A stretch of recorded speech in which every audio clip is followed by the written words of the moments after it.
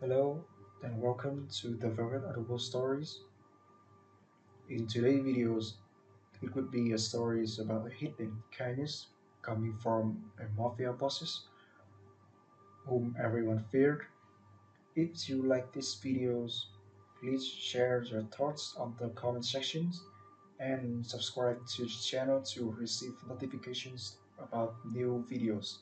Thank you. The water glass shattered against imported marble, and Lena Moore's entire world shattered with it. She didn't know the man staring up at her through the chaos, didn't know his name was whispered in back rooms where men made deals that ended lives. She saw only expensive fabric ruined, another mistake she couldn't afford, another reason she'd never escape the exhaustion crushing her. Marco DeLuca saw something else entirely. A woman who apologized while her hands shook from hunger, whose eyes held intelligence that didn't belong in a waitress uniform, whose invisibility was about to end. One spilled drink. One wrong man. Everything changed. If you're ready to discover how one moment can rewrite your entire existence, stay with me until the very end.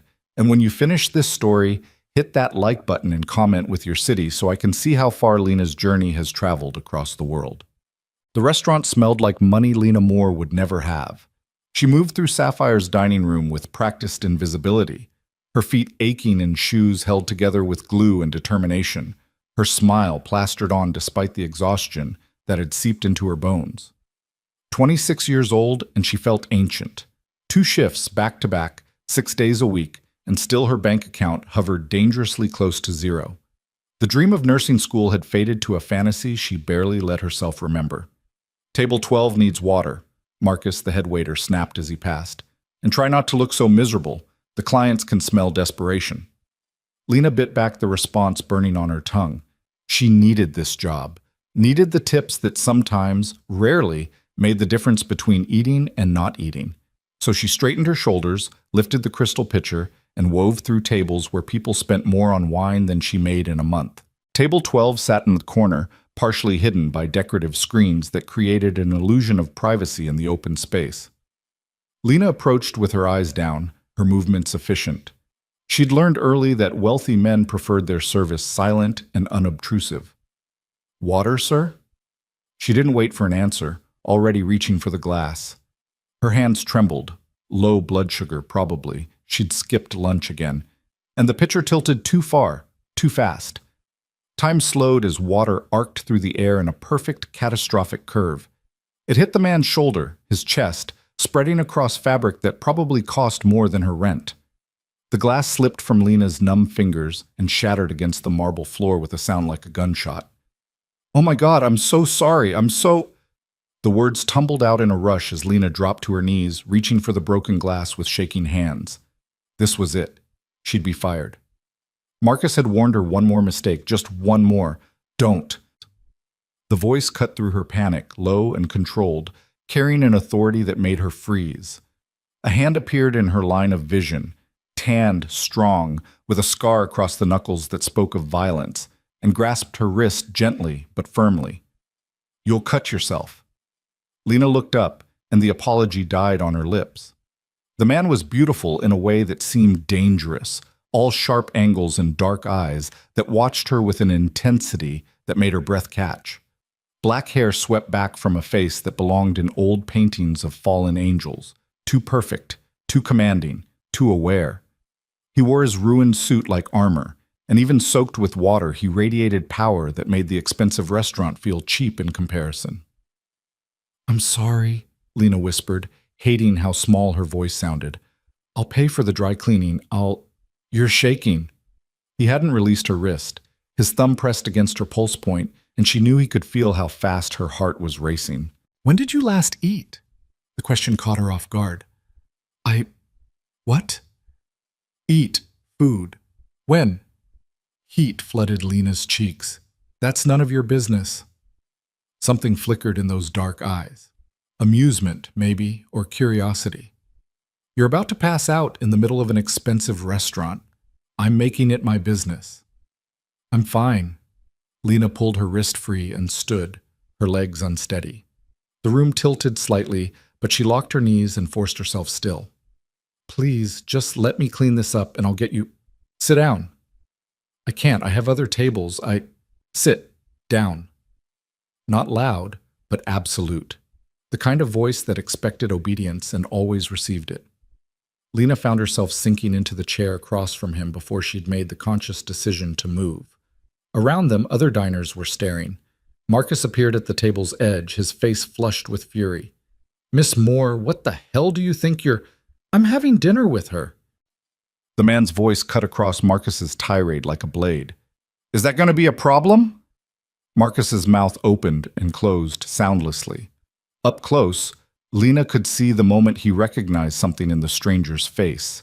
Some warning she couldn't read. The head waiter's anger transformed into fear so quickly it was almost comical. No problem at all, Mr. DeLuca. Marco DeLuca. He never looked away from Lena. We'll have the special, both of us, and bread, immediately. Of course, right away, sir. Marcus practically bowed before disappearing. Lena stared at Marco DeLuca, her mind racing. You didn't have to do that. I'm going to be fired anyway. You just delayed. You're not fired. He leaned back in his chair, utterly relaxed, like he hadn't just been doused with ice water. Tell me your name. Why? Because I asked. The arrogance should have made her angry. Instead, Lena felt something unfamiliar stir in her chest, a spark of defiance, of wanting to push back against someone who clearly expected the world to bend to his will. Lena Moore. Lena, he said it slowly, like he was tasting each syllable. You work here long? Long enough to know I can't afford to sit and chat with customers, no matter how expensive their suits are. His mouth curved into something that wasn't quite a smile. You have a smart mouth for someone who just dumped water all over a stranger. You have a lot of demands for someone who's dripping wet in a 5-star restaurant. This time he did smile, and it transformed his face from intimidating to devastating. There she is. There who is? The woman hiding behind all that exhaustion and fear. Marco tilted his head, studying her with an intensity that made Lena feel naked. How long have you been running on empty, Lena Moore? The question hit too close to truth. I don't know what you're talking about. Yes, you do. He gestured to her hands, still trembling slightly on the table. You're smart. I can see it in your eyes, the way you measure words before speaking. So tell me, what's a woman with intelligence doing serving water to people who don't even see her? Lena opened her mouth to deflect, to lie, but something about his directness demanded honesty. I'm trying to survive. Not all of us have the luxury of philosophy. Philosophy. Marco's laugh was low and genuine. Is that what you think this is? Isn't it? Rich man plays games with the help, feels magnanimous for buying her dinner? If I wanted to feel magnanimous, I'd donate to charity. He leaned forward, his voice dropping. I buy you dinner because you interest me. And before you ask why, I don't know yet, but I intend to find out. A waiter appeared with bread, warm, fresh, the scent making Lena's stomach clench with hunger she'd been ignoring for hours. Marco watched as she reached for a piece, watched as she forced herself to eat slowly despite wanting to devour the entire basket. When did you last eat? He asked again. Yesterday morning. The words slipped out before she could stop them.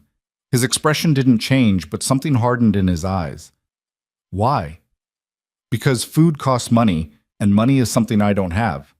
Lena met his gaze directly. Happy now? Got your answer? No? Marco's voice was quiet. Now I have more questions. The special arrived, sea bass with roasted vegetables, plated like art. Lena stared at it, at food she'd served 1,000 times but never tasted, and felt tears burn behind her eyes. She blinked them back furiously. Eat, Marco said softly. We'll talk after. So Lena ate. She tried to maintain dignity, tried not to show how hungry she was, but the first bite broke something inside her. She ate like someone afraid the plate would be snatched away, like someone who'd forgotten what it felt like to be full. Marco ate too, but slowly. Watching her with that unwavering attention that should have made her uncomfortable, Instead, it made her feel seen, truly seen, for the first time in years. "Tell me about nursing school," he said when her plate was half empty. Lena's fork froze halfway to her mouth. "How did you? You have medical textbooks in your bag." He nodded toward her battered backpack slumped against the wall. "Old editions, highlighted extensively. Either you're studying or you used to." She set down her fork carefully. "Used to. Can't afford it anymore. How much do you need?" "Excuse me? To go back. How much?" Lena laughed, but it came out bitter. "More than you want to hear about over dinner. Try me. 40,000 for tuition, another 20 for living expenses while I study full-time. Add in books, certification fees." She shook her head. $65,000 to become someone who helps people instead of just serving them food. Marco didn't flinch at the number. "That's your dream? Nursing?" "It was. Now it's just another thing I can't have." Lena pushed her plate away, suddenly unable to eat more despite her hunger. "Why are you asking me this? Why do you care?" "Maybe I'm curious what makes someone keep fighting when everything's stacked against them. Or maybe you're bored, and I'm tonight's entertainment." "You don't believe that." Marco's voice carried certainty that made her want to prove him wrong. "I don't know what I believe anymore." Lena stood abruptly, her chair scraping against marble. "Thank you for dinner. It was kind, but I should get back to work." "Sit down, Lena. Don't order me around." "Then ask politely, and I'll do the same." He gestured to the chair. "Please, sit. I'm not finished." Against her better judgment, Lena sat. "Finished with what?" "Getting to know you." "Why?" "You'll leave here tonight, go back to whatever expensive life you lead, and forget the broke waitress who spilled water on you." Marco's smile was sharp. "You think I forget people who interest me? I think rich men have short attention spans when it comes to women who can't offer them anything. And what makes you think you have nothing to offer?" The question hung between them, loaded with meaning Lena couldn't quite parse. She studied Marco's face, looking for the trick, the angle, the inevitable disappointment. "I should go," she said finally. "You should, but you won't." Marco signaled to a passing waiter. "Coffee, 2 cups." "I really can't. Your shift ends in 20 minutes. I checked." "You checked?" Lena didn't know whether to be flattered or disturbed. "How?" "I asked." He said it like it was simple, like everyone just asked for what they wanted and received it. "Stay. Talk to me. 20 minutes won't change your life." But Lena had the strangest feeling it might. The coffee came in delicate porcelain cups, rich and dark. Lena wrapped her hands around the warmth and tried to understand what was happening. Men like Marco DeLuca didn't notice women like her. They didn't buy them dinner or ask about their dreams. They certainly didn't sit in expensive restaurants making small talk with the help. "What do you want from me?" The question came out more vulnerable than she intended. Marco took a long sip of coffee before answering.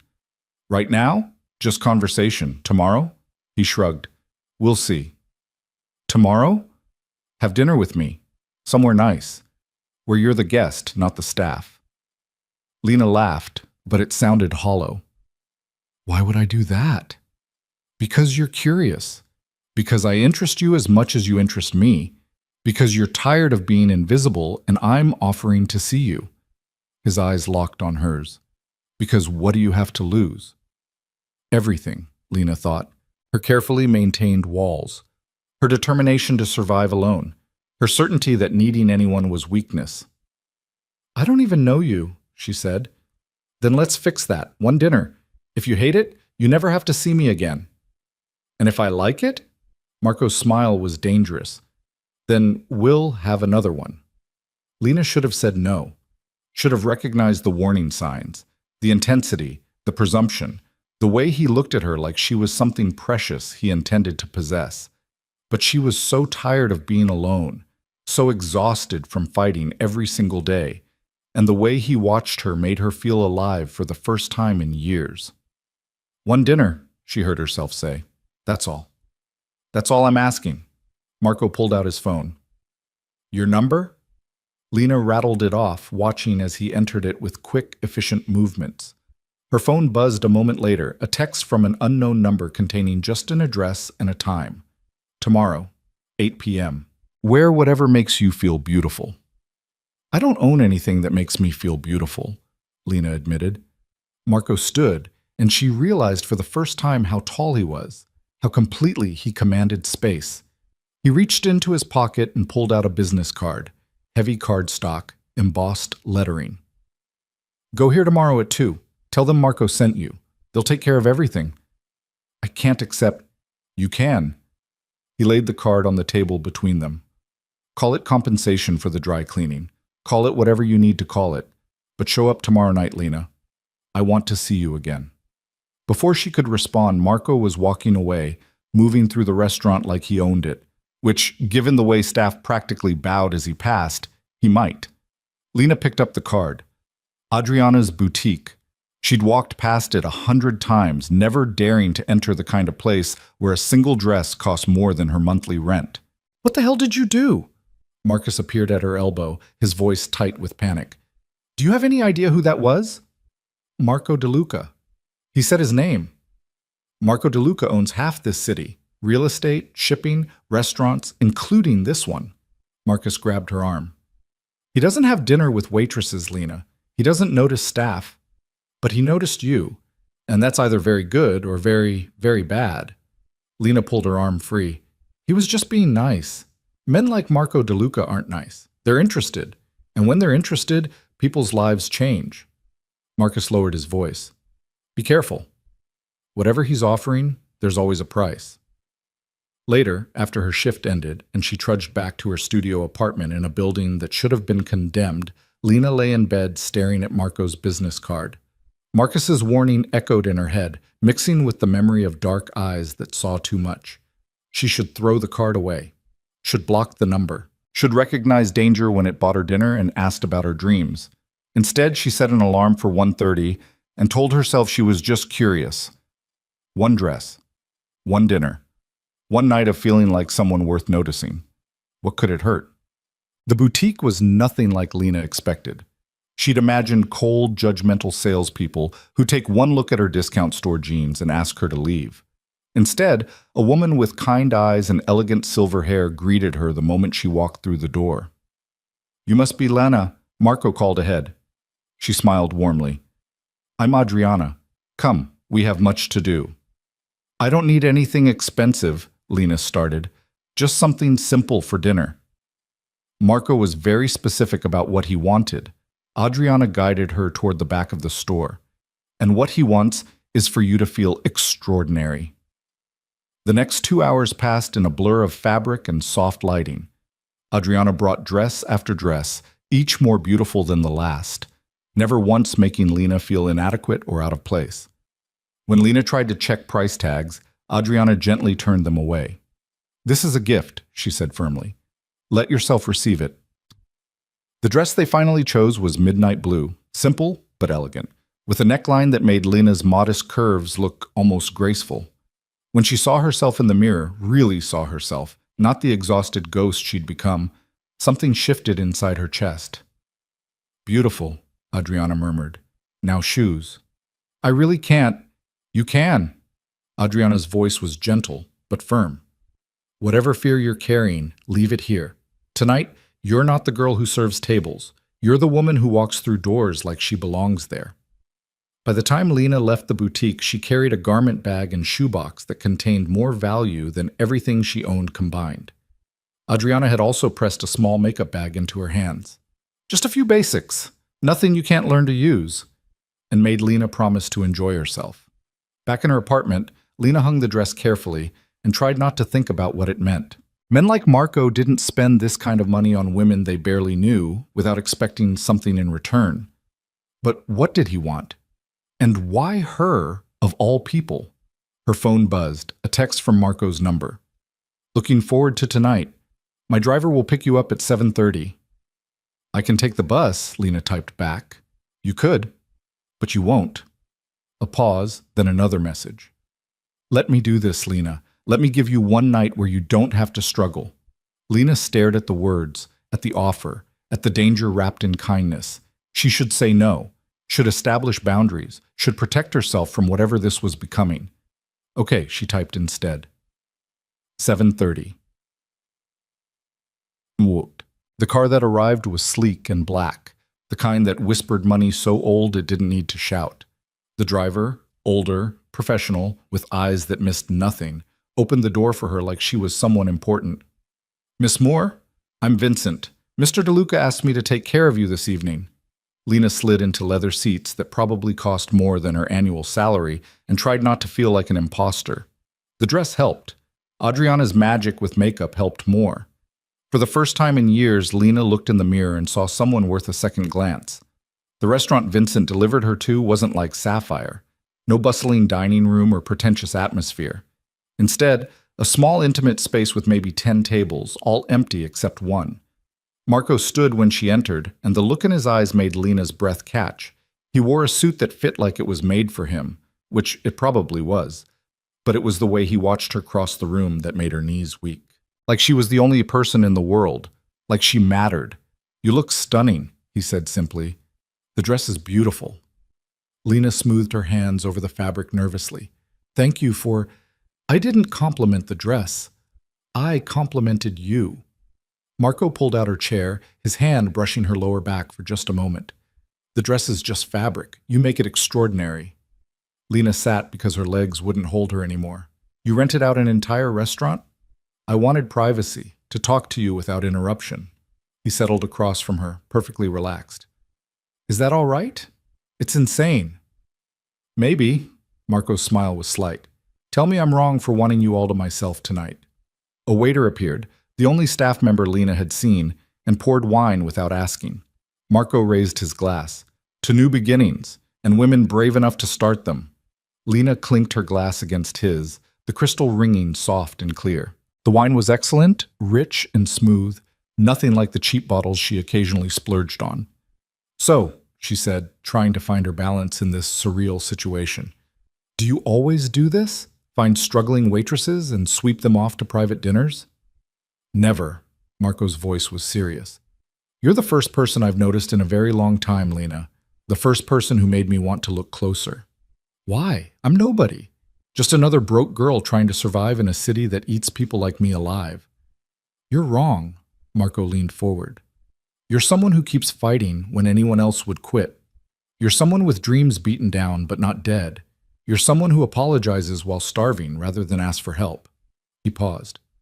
"You're someone I want to know everything about." The intensity in his voice scared her. "You don't know me. Then tell me. Everything. Start wherever you want." So Lena did. Maybe it was the wine, or the way he listened like every word mattered, or the simple fact that she was so tired of carrying everything alone. She told him about nursing school, about dropping out when her mother got sick, about the hospital bills that ate her savings, about her mother's death 2 years ago, leaving Lena alone with debt and dreams that felt impossible. "I thought I could work my way back," she admitted. "Save enough to restart. But the math doesn't work. Every time I get ahead, something happens. The rent increases. I get sick. My car dies." She laughed bitterly. "I'm running in place, getting nowhere, watching everyone else move forward while I stay stuck." Marco listened without interrupting, his dark eyes never leaving her face. When she finally fell silent, he reached across the table and took her hand. "What if the math could work?" he asked quietly. "What do you mean?" "What if someone removed the obstacles, paid the debt, covered tuition, gave you space to breathe and build the life you want?" Lena pulled her hand back. "I'm not a charity case." "I never said you were." "Then what is this? Why would you help a stranger?" Marco was quiet for a long moment. "Do you believe in instinct, Lena? That feeling when you meet someone and just know they're going to matter?" "I don't know what I believe anymore. I believe in reading people, understanding what drives them, what they need, what they're capable of." He held her gaze. "You walked into my life by accident. But now that you're here, I don't want to let you disappear back into invisibility." "So you'll what? Buy me a new life?" "I'll give you the chance to build it yourself." Marco's voice was steady. "No strings, no expectations, just resources you need and freedom to use them." It sounded too good to be true. Men didn't offer this kind of help without wanting something. Lena had learned that lesson young and hard. "What do you want in return?" she asked bluntly. "Honesty." Marco's answer came without hesitation. Time. The chance to know you better. He paused. And maybe, eventually, something more. But that's your choice, not a condition. You're asking me to trust you. I'm asking you to trust yourself, to believe you're worth investing in. He signaled the waiter, who appeared with covered dishes. For now, just have dinner with me. We'll worry about the rest later. The food was extraordinary, course after course of flavors Lena had never experienced. Marco asked about her childhood, her interests, the books she read when she had time. He didn't pry into the painful parts, seemed content to let her share what she wanted. But Lena found herself wanting to share. Something about Marco's quiet attention made words flow easier. She told him about loving science, about the satisfaction of understanding how bodies worked, about wanting to heal instead of just survive. You'll be an excellent nurse, Marco said with absolute certainty. How do you know? Because you care. Not abstractly, genuinely. You see people others overlook. That's a gift. Speaking of overlooking people, Lena said carefully, what do you do? Marcus said you own things, restaurants, real estate. Among other interests. Marco's expression didn't change. I invest in opportunities others miss, build businesses, solve problems. It wasn't really an answer, and they both knew it. Lena filed that away, the evasion, the way he controlled information. But she didn't push. Not yet. Tell me something real about you, she said instead. Not business. Something true. Marco considered her request seriously. I'm alone, surrounded by people, but alone. Everyone wants something from me. Money, access, favors. No one asks what I want. He met her eyes. Until you. I didn't ask what you want. No, you asked why I care. That's better. His smile was soft. You treat me like a person, not a resource. Do you know how rare that is? Lena thought about power and loneliness, about how wealth might insulate but also isolate. Is that why you noticed me? Because I don't want anything? I noticed you because you're real in a world of performances. Because you fight without expecting applause. Because... He stopped, shook his head. Because I looked at you and felt something I haven't felt in years. What? Curious. Interested. Alive. The words hung between them, honest and vulnerable in a way that made Lena's chest ache. She wanted to believe him, wanted to trust that this wasn't manipulation or some elaborate game. I'm scared, she admitted. Of me? Of this? Of wanting something I can't have, of letting myself hope and being disappointed again. Marco stood and moved around the table, pulling her gently to her feet. Dance with me. There's no music. Then we'll make our own. He pulled out his phone, and soft jazz filled the intimate space. One dance, Lena. That's all I'm asking. His hand settled at her waist, warm and steady. Lena let herself be drawn close, let herself relax against someone for the first time in years. Marco moved with easy confidence, leading her through steps she followed instinctively.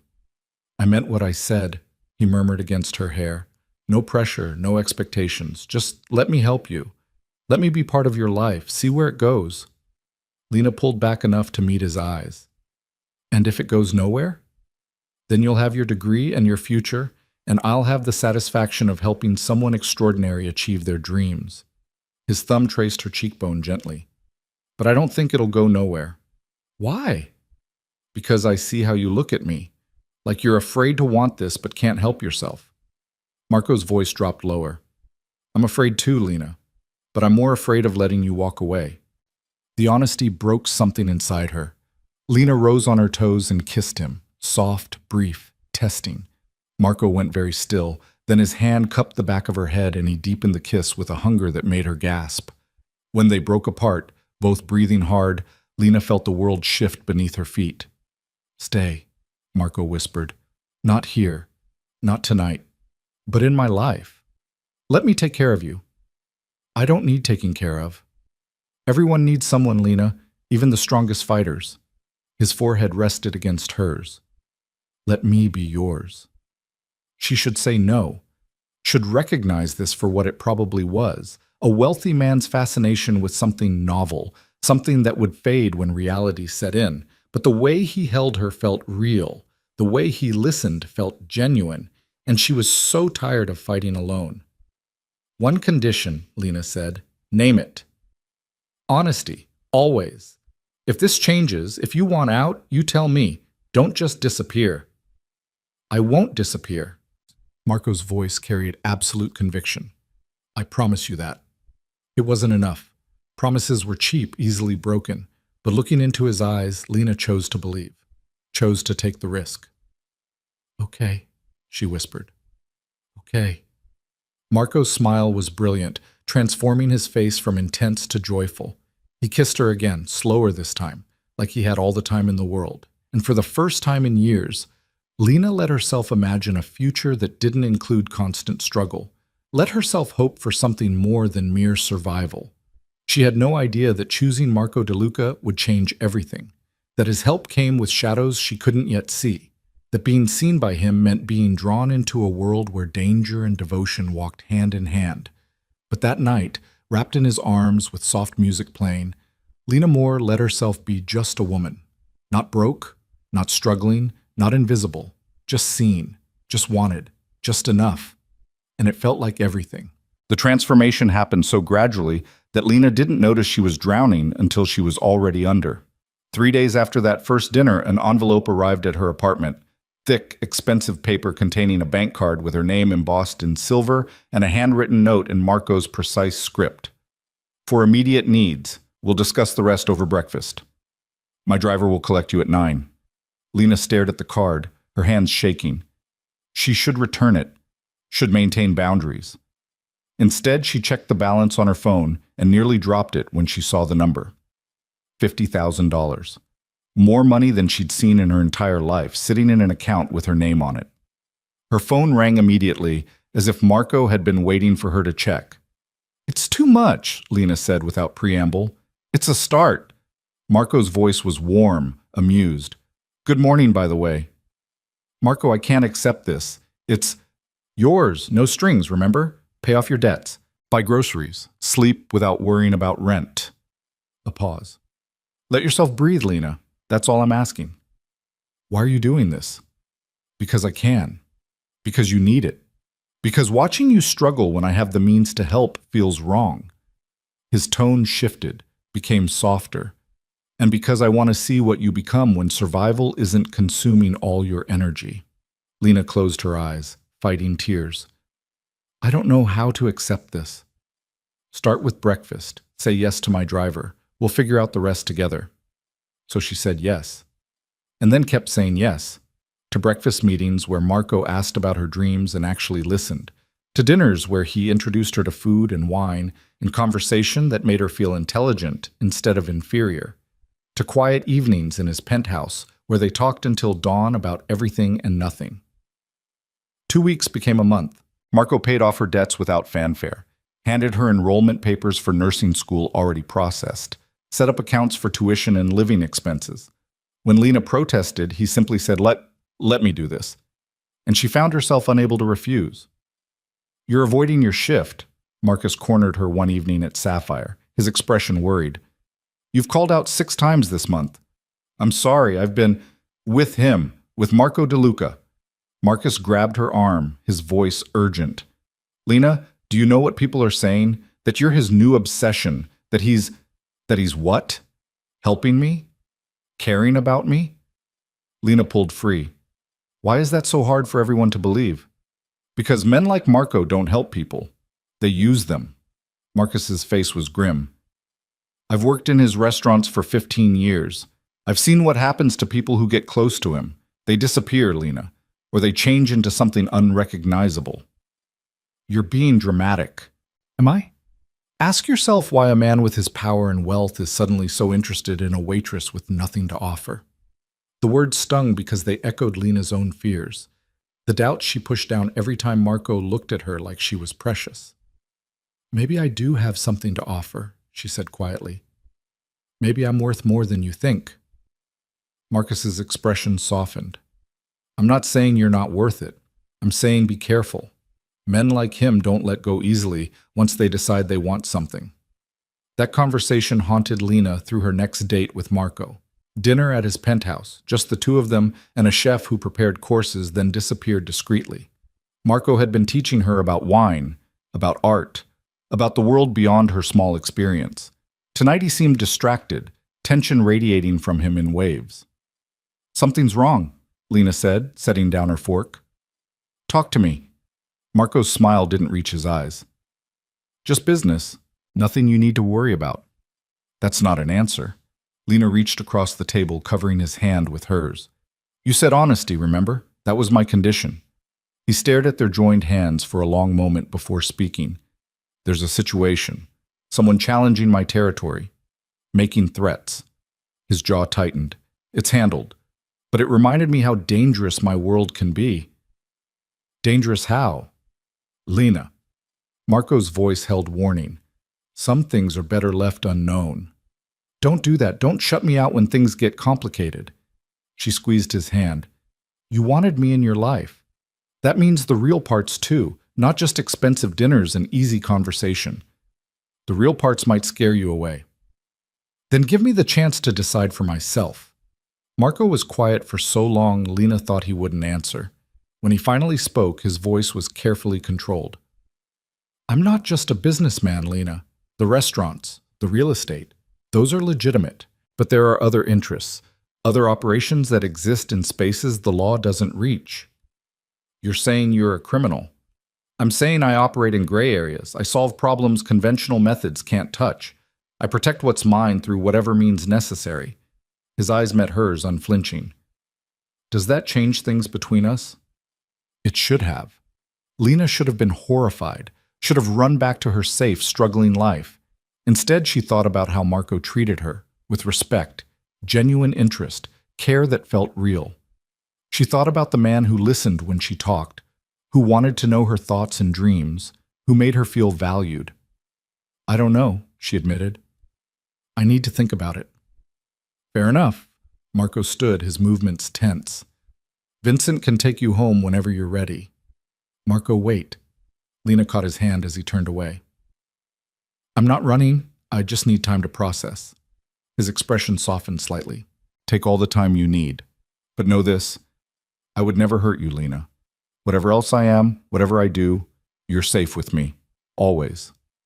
The conviction in his voice made her believe him, even as her rational mind screamed warnings. That night, lying alone in her apartment, the nicer one Marco had insisted on, in a building with working heat and locks that actually secured, Lena tried to sort through her feelings. Marco had been honest, finally. He lived in shadows, made decisions that probably cost lives, wielded power through methods she couldn't condone. But he'd also given her back her future, saw her when everyone else looked through her, made her feel like she mattered in a world that had told her she was disposable. Was that enough to overlook the darkness? Her phone buzzed, a text from Marco. "I understand if you need distance, but I hope you'll give me the chance to explain further. Coffee tomorrow? No pressure." Lena stared at the message, her thumb hovering over the keyboard. Common sense said to cut ties now, before she got deeper into whatever this was becoming. But her heart, the part that had been hollow and aching for so long, said something different. "Coffee sounds good." 10 a.m.? His response came immediately.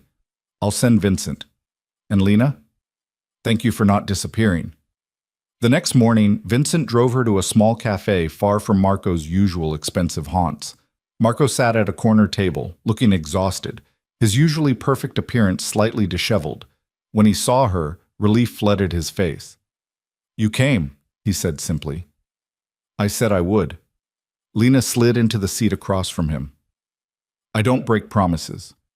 Marco ordered coffee for both of them, his movements careful, like he was afraid of spooking her. When the server left, he leaned forward, his voice low and earnest.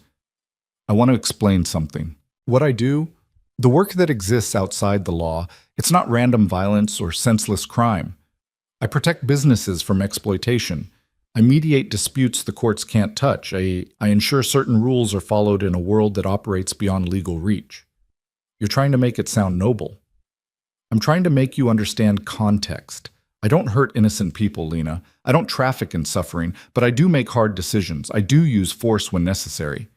He met her eyes.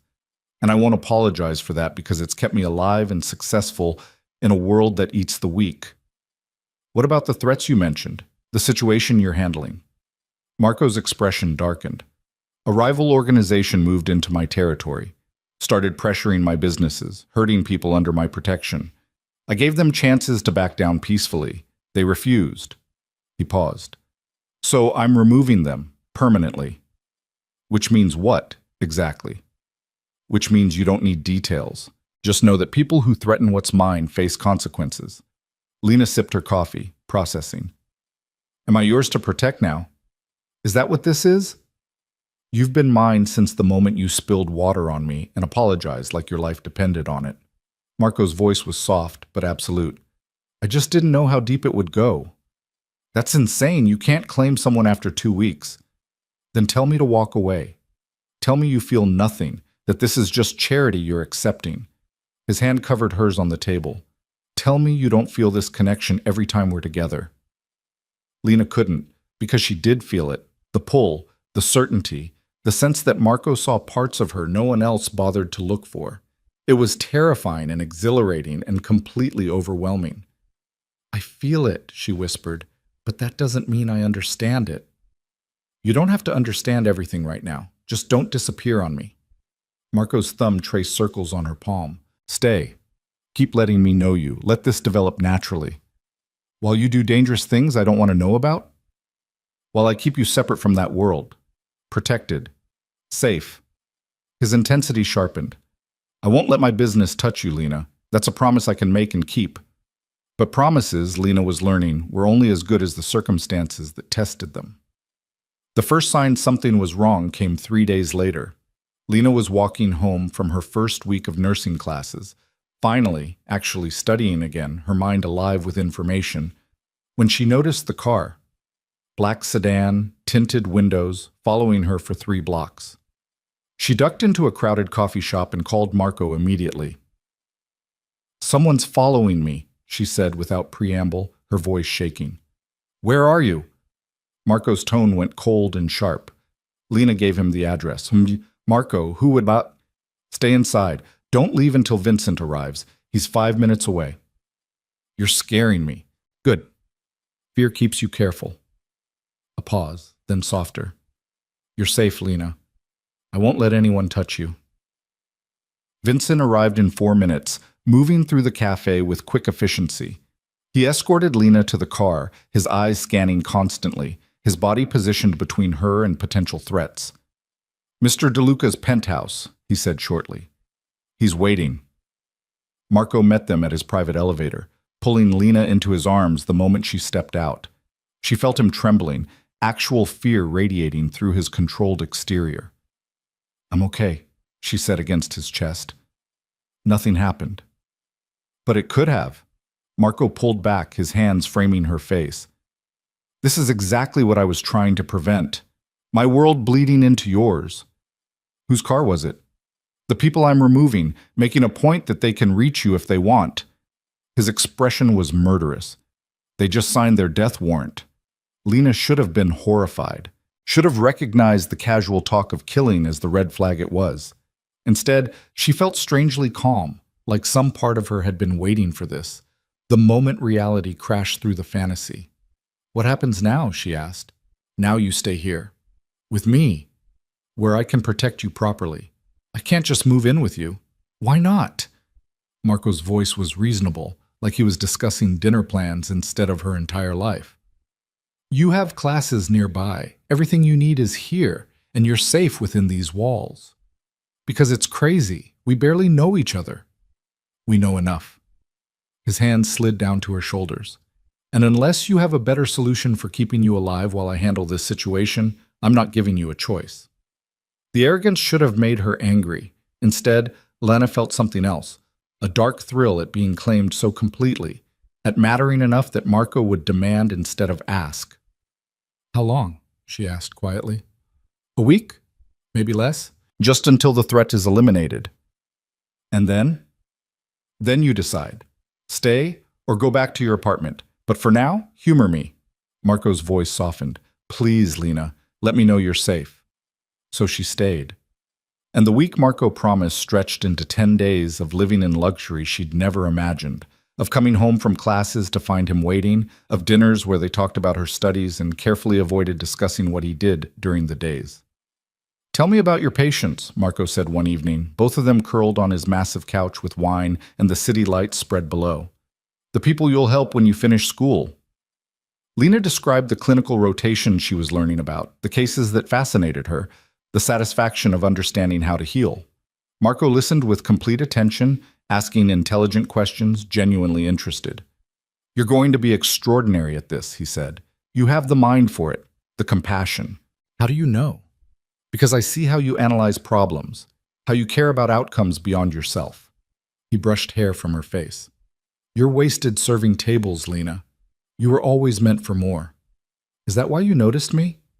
Because you saw potential?" "I noticed you because you were real. The potential just makes you more fascinating." Marco set down his wine, his expression serious. "Can I ask you something?" "Always."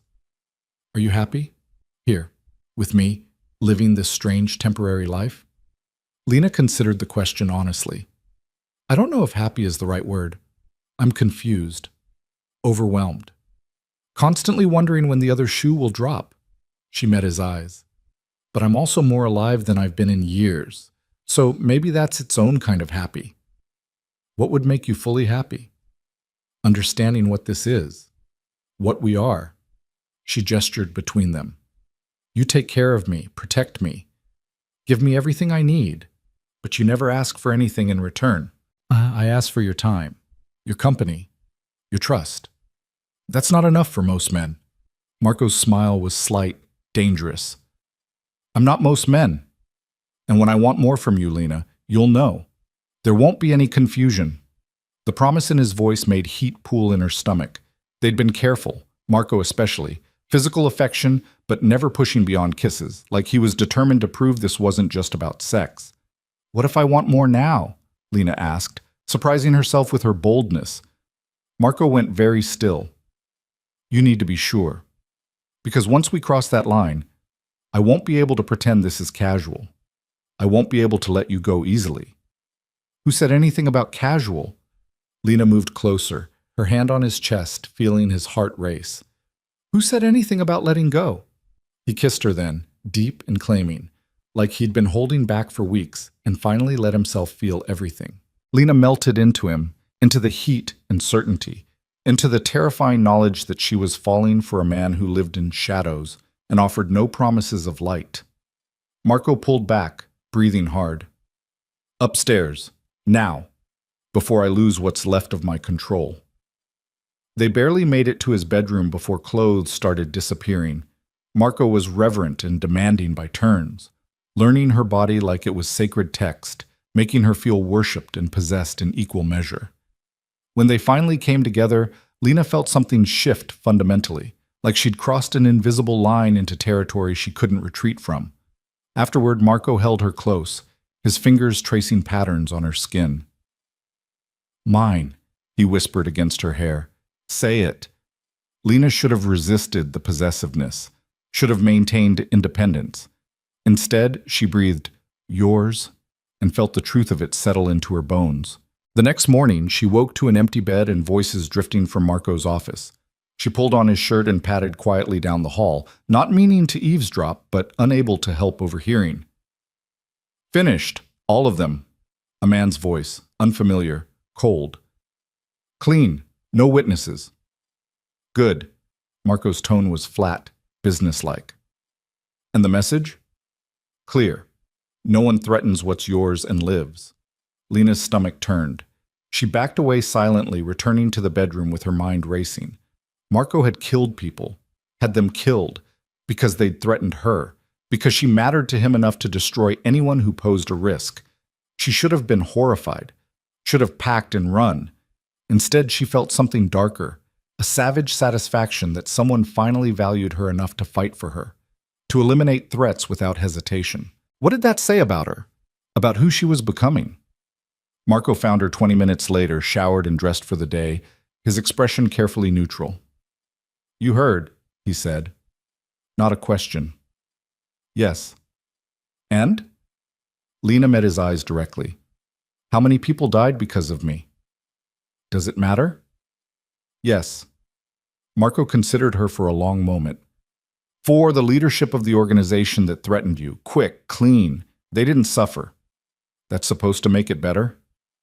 It's supposed to make you understand I don't take pleasure in violence, but I will use it to protect what matters. He moved closer. Are you leaving? The question hung between them, loaded with everything unspoken. Lena thought about the line she'd crossed, about the man she was falling for who made life-and-death decisions like they were business transactions, about the version of herself who felt relieved instead of repulsed. I should, she said slowly. I should pack my things and go back to my safe, struggling life where nobody dies because of me. But I'm not going to. Lena moved into his space, her hands on his chest.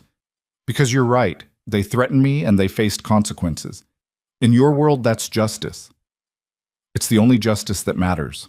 Marco's arms came around her. Does that make you complicit? Accepting this? Accepting me? Probably. Lena looked up at him.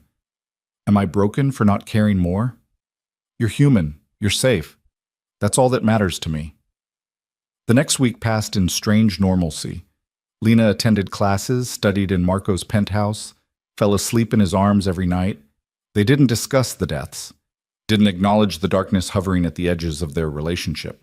Instead, they existed in a bubble where Marco was just a successful businessman and Lena was just a nursing student, and nothing complicated touched them. But reality, Lena was learning, always found a way in. She was leaving campus one afternoon when a woman approached, elegant, beautiful, radiating the kind of confidence that came from wealth and power. You must be Lena, the woman said, her smile sharp. I'm Sophia, an old friend of Marco's. He's never mentioned you, Lena replied carefully. He wouldn't. Men like Marco don't discuss their past with their current diversions.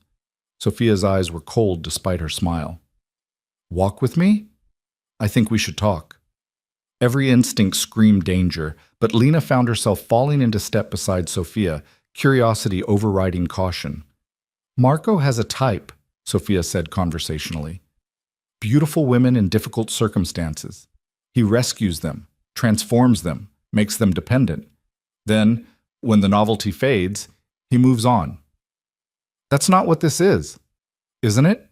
He paid your debts, set up your school, gave you a place to live. You're entirely dependent on his generosity. Sophia's voice was almost kind.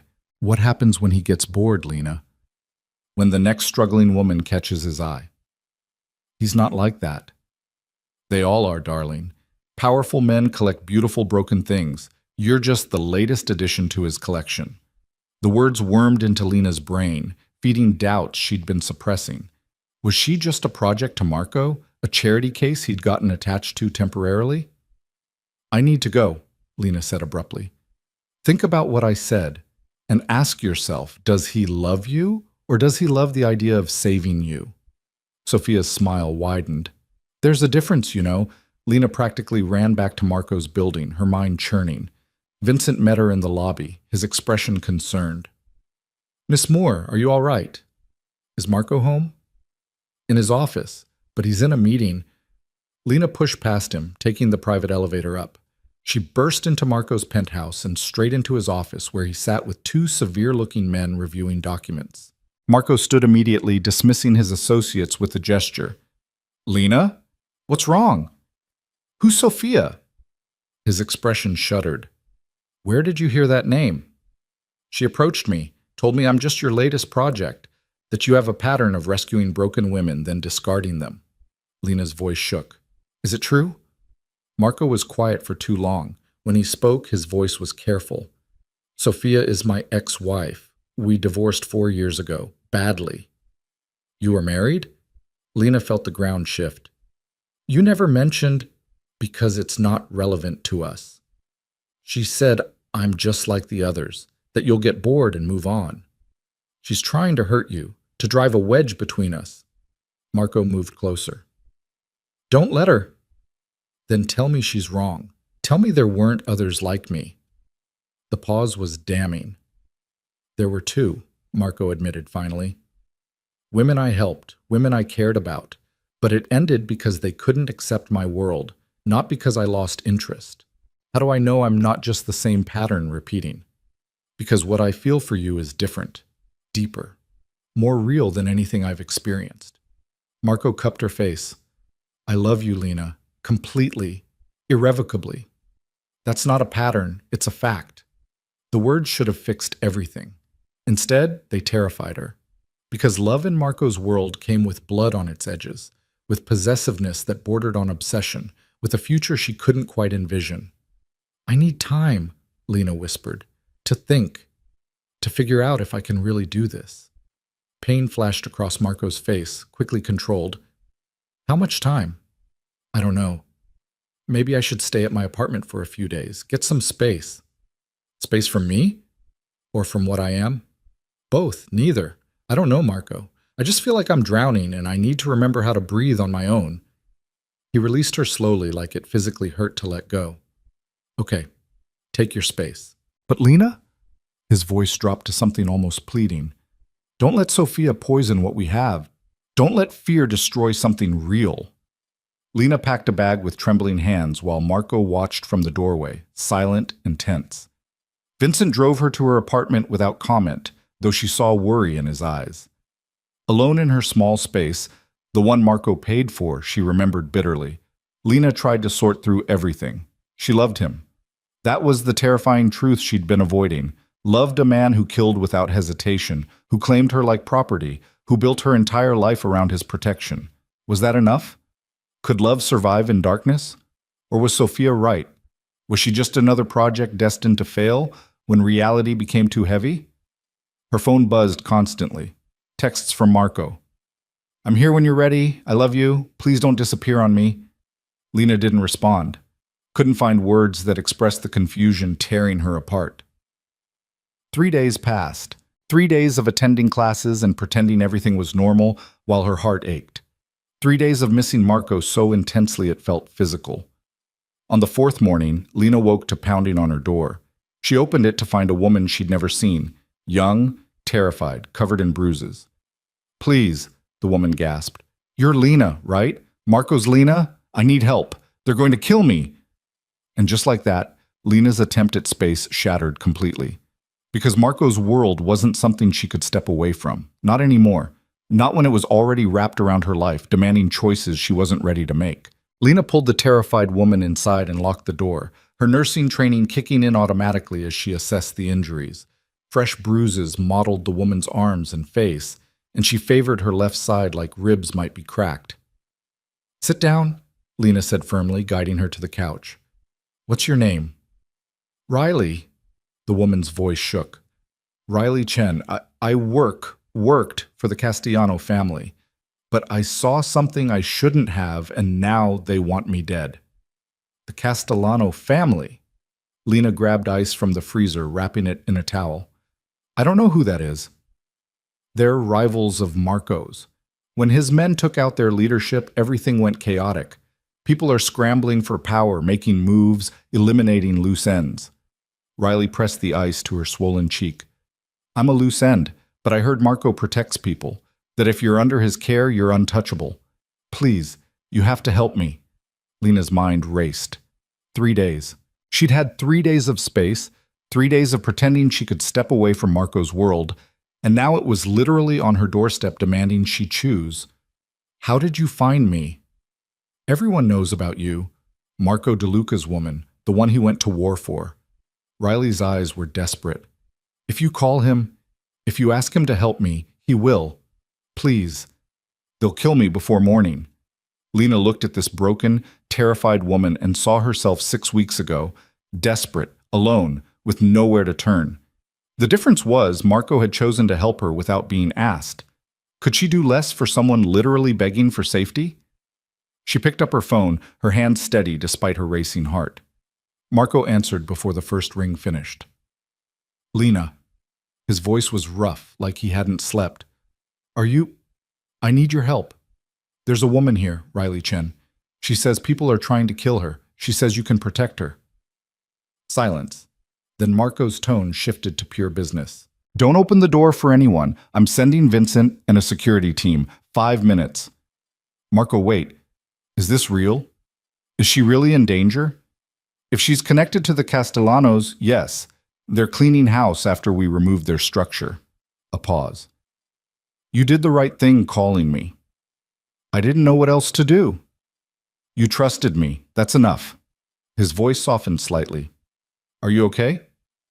I don't know. Can we talk about that later? Later. After you're safe. I'm coming personally. The line went dead. Lena looked at Riley, who was crying silently now, her whole body shaking. He's coming, Lena said quietly. You're going to be okay. Thank you. God, thank you. Riley grabbed Lena's hand. I know what people say about Marco DeLuca, that he's dangerous, that he's ruthless. But he's also the only person in this city who keeps his word. If he says he'll protect you, you're protected. How do you know so much about him? Everyone in our world knows about Marco. He's legend. The man who built an empire from nothing and holds it through sheer force of will. Riley's grip tightened. The man who destroyed an entire organization because they threatened his woman. That's you. You're why 4 people died and a power structure collapsed. The words hit Lena like a physical blow. She'd known abstractly that Marco had killed to protect her, but hearing it stated so plainly made it real in a way she'd been avoiding. I didn't ask for that, she whispered. No one asks for Marco DeLuca to care about them. It just happens, and when it does, everything changes. Riley's expression was almost pitying. You can't go back to normal now. You know that, right? Once you're his, you're marked, protected but marked. Before Lena could respond, her door burst open. She hadn't heard any knock, any warning. Vincent entered first, followed by 2 large men in dark suits, their eyes scanning the apartment with professional efficiency. Then Marco appeared, and the small space seemed to shrink around his presence. He looked terrible, exhausted, tense, like he'd spent the last 3 days in hell. His eyes found Lena immediately, and she saw relief so profound it made her chest ache. You're safe, he said, moving to her in 3 long strides. His hands framed her face, his forehead pressing against hers. You're safe. I'm fine, but Riley, my men will handle it. Marco didn't look away from Lena. You're coming with me, now. I can't just, yes, you can. His voice was absolute. You called me for help, which means you're involved, which means you're not safe here anymore. So you're coming to my penthouse where I can protect you properly. Marco, I needed space. And you got 3 days. Then my world landed on your doorstep, exactly like I warned you it would. His thumb traced her cheekbone. You don't get to pretend you're separate from this anymore, Lena. You made your choice the moment you called me. He was right, and they both knew it. Lena looked past him to where his men were helping Riley stand, their movements gentle despite their intimidating appearance. What will happen to her? Safe house, medical attention, new identity if necessary. Marco finally looked at Riley, his expression cold and assessing. And a very thorough conversation about exactly what she knows. She's scared. Don't hurt her. I don't hurt people asking for help, but I do verify stories before extending protection. He turned back to Lena. Pack a bag. You're not coming back here. You can't just order me around. Watch me. Marco's voice was calm but unyielding. You're in danger as long as the Castellanos situation is unstable. So you're staying where I can see you until it's resolved. Argue if you want, but you're still coming with me. The arrogance should have made her furious. Instead, Lena felt something loosen in her chest, relief at surrendering the decision, at letting someone else carry the weight for a while. Fine, she said quietly, but we need to talk, really talk, about everything.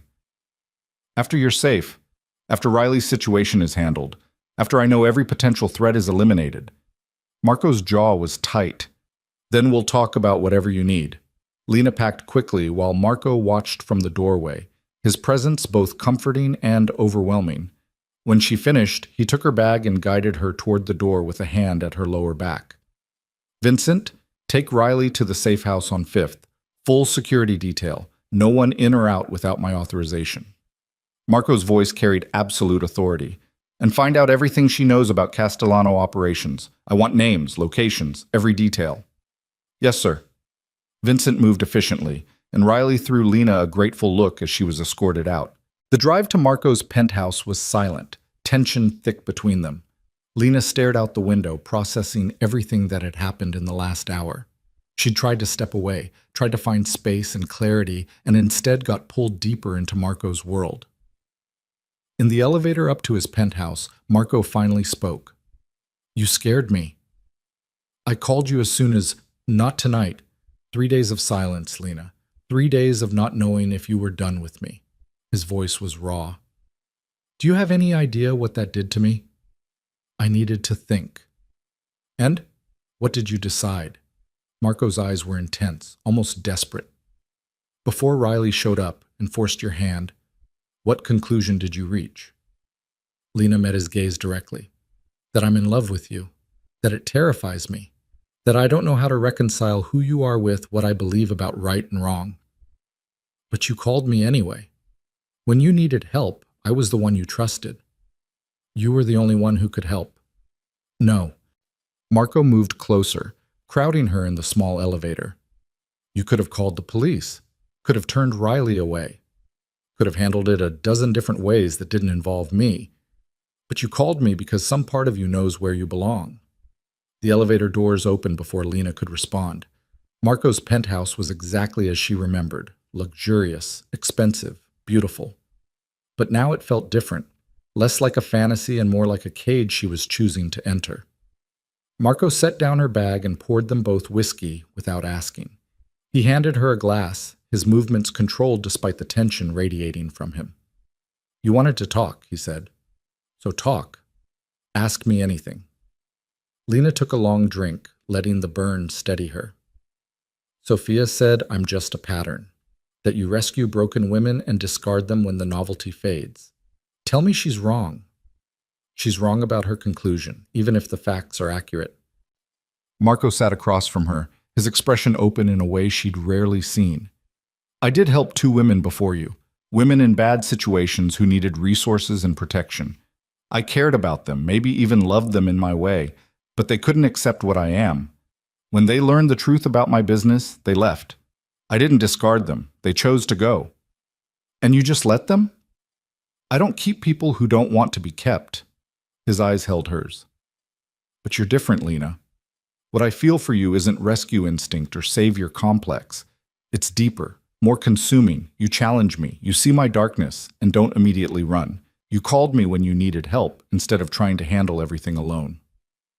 That doesn't make me different. That makes me practical. It makes you trust me despite your fear. That's everything. Marco leaned forward. I love you. Not the idea of saving you, not the project of transforming you. You. The woman who works herself to exhaustion, who dreams of healing people, who looks at me like I'm both dangerous and necessary. I love all of it. Lena felt tears burn her eyes. Your love comes with blood on it, Marco. People die because of me, because you care about me. People die because they make choices that threaten what's mine. That's on them, not you. How can you be so casual about it? Because in my world, there are only 2 types of people. Those under my protection and those who aren't. The ones I protect, I keep safe at any cost.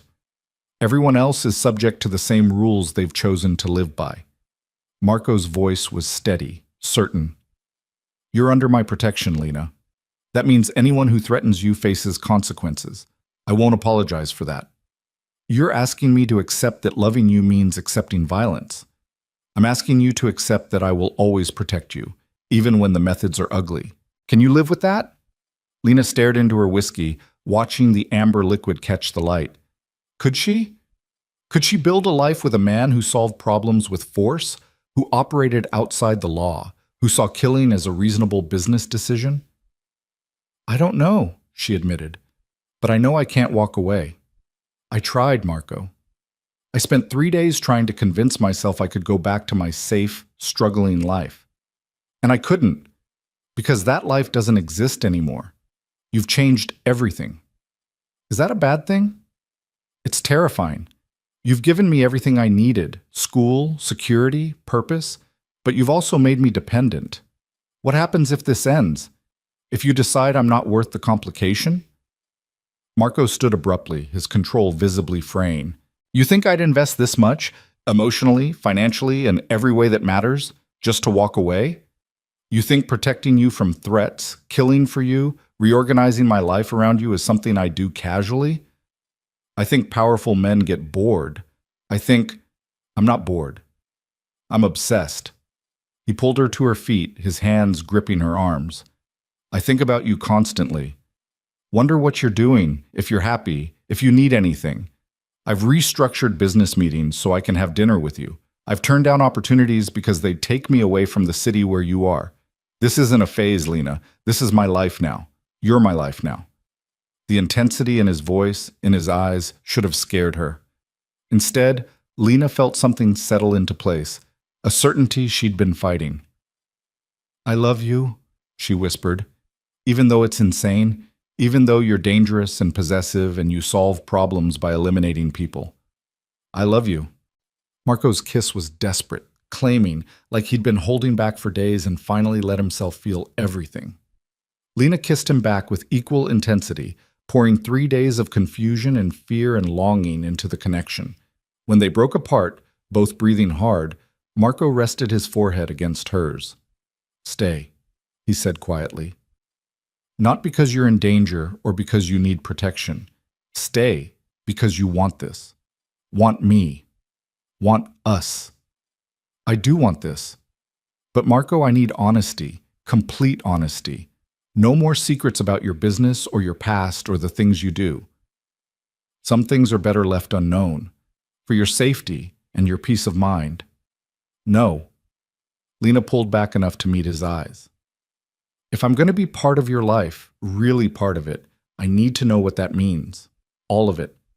Marco searched her face for a long moment before nodding slowly. Okay. But once you know, you can't unknow it. Once you're fully in my world, there's no pretending innocence. I stopped being innocent the moment I accepted your help. Lena took his hand. Tell me everything. So he did. Over the next hours, as night deepened outside the floor-to-ceiling windows, Marco laid out his empire in stark detail. The legitimate businesses that provided cover and income. The illegal operations, gambling, protection services, smuggling high-end goods through customs. The network of people who owed him favors, feared him, or both. The violence he used judiciously but without hesitation when someone crossed lines. I don't deal drugs, he said at one point. Don't traffic people. Those are lines I won't cross. But everything else in the gray area? Fair game. How many people have you killed? Lena asked, her voice steady despite the horror of the question. Personally, 7. 3 in self-defense when I was younger and building my reputation. 4 executions of people who betrayed me or posed existential threats. Marco's expression didn't change. People I've ordered killed? More. I don't keep exact count because the number doesn't matter. Each death served a purpose. And the 4 who died because of me? Necessary. They knew threatening you was crossing a line, and they did it anyway. I made an example so no one else would be stupid enough to try. Lena absorbed this, trying to reconcile the man who spoke so casually about killing with the man who held her gently, who listened when she talked about her dreams, who made her feel cherished. What about Riley? She asked. What will happen to her? Depends on what she knows and whether her story checks out.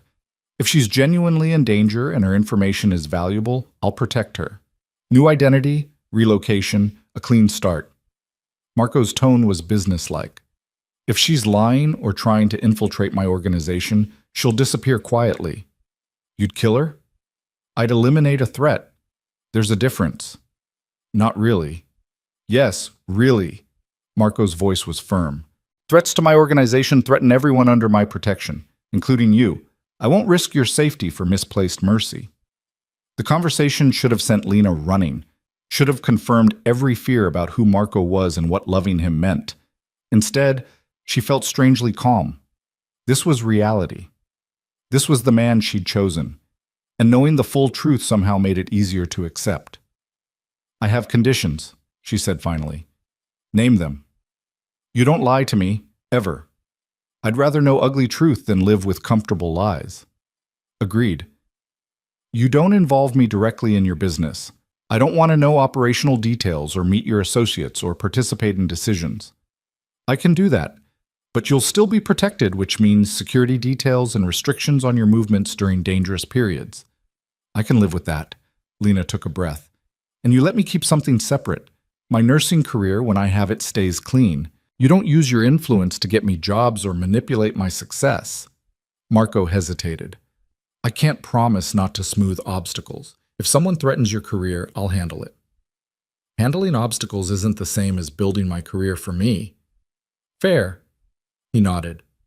Anything else? Yeah. You have to actually marry me if this is real. I'm not spending my life as someone's girlfriend or mistress or whatever term people use. If I'm doing this, if I'm accepting all of it, you commit fully. Marco's smile was slow and devastating. Is that a proposal, Lena Moore? It's a condition. Then yes. Absolutely yes. Tomorrow, next month, next year, whenever you're ready, I'll marry you.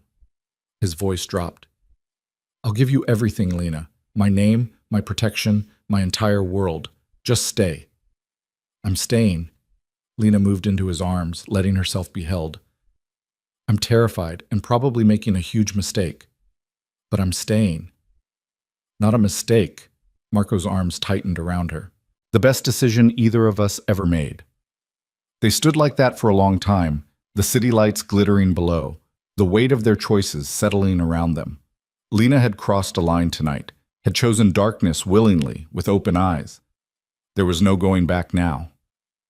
The next morning, Lena woke to Marco already dressed and on the phone, his voice low and intense.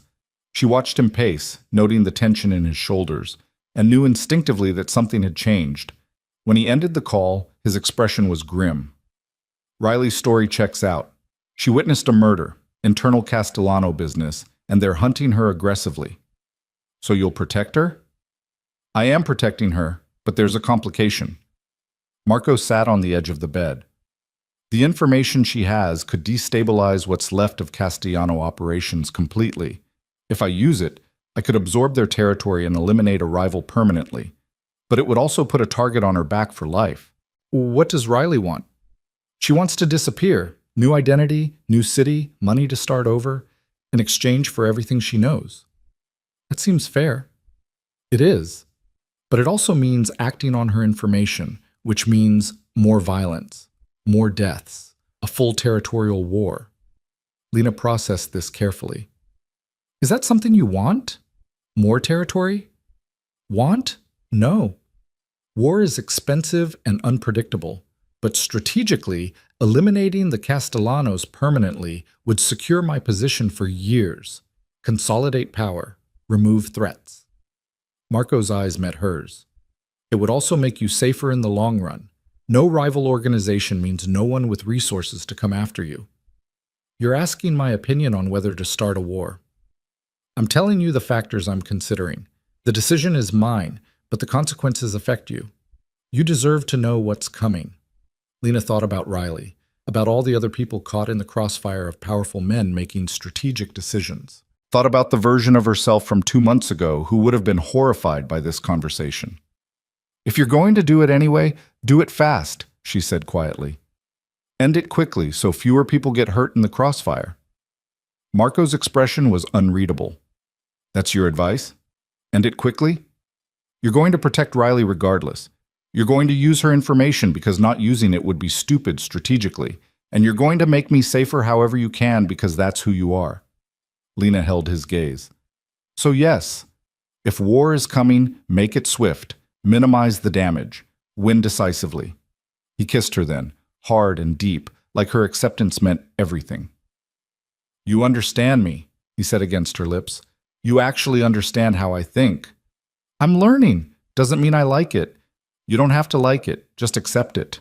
Marco stood, pulling her up with him. Get dressed. I want you somewhere secure while I handle this.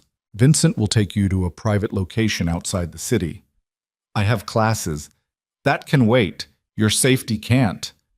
Lena wanted to argue, wanted to maintain her normal life, but she'd promised to accept his protection, and that meant trusting his judgment about danger.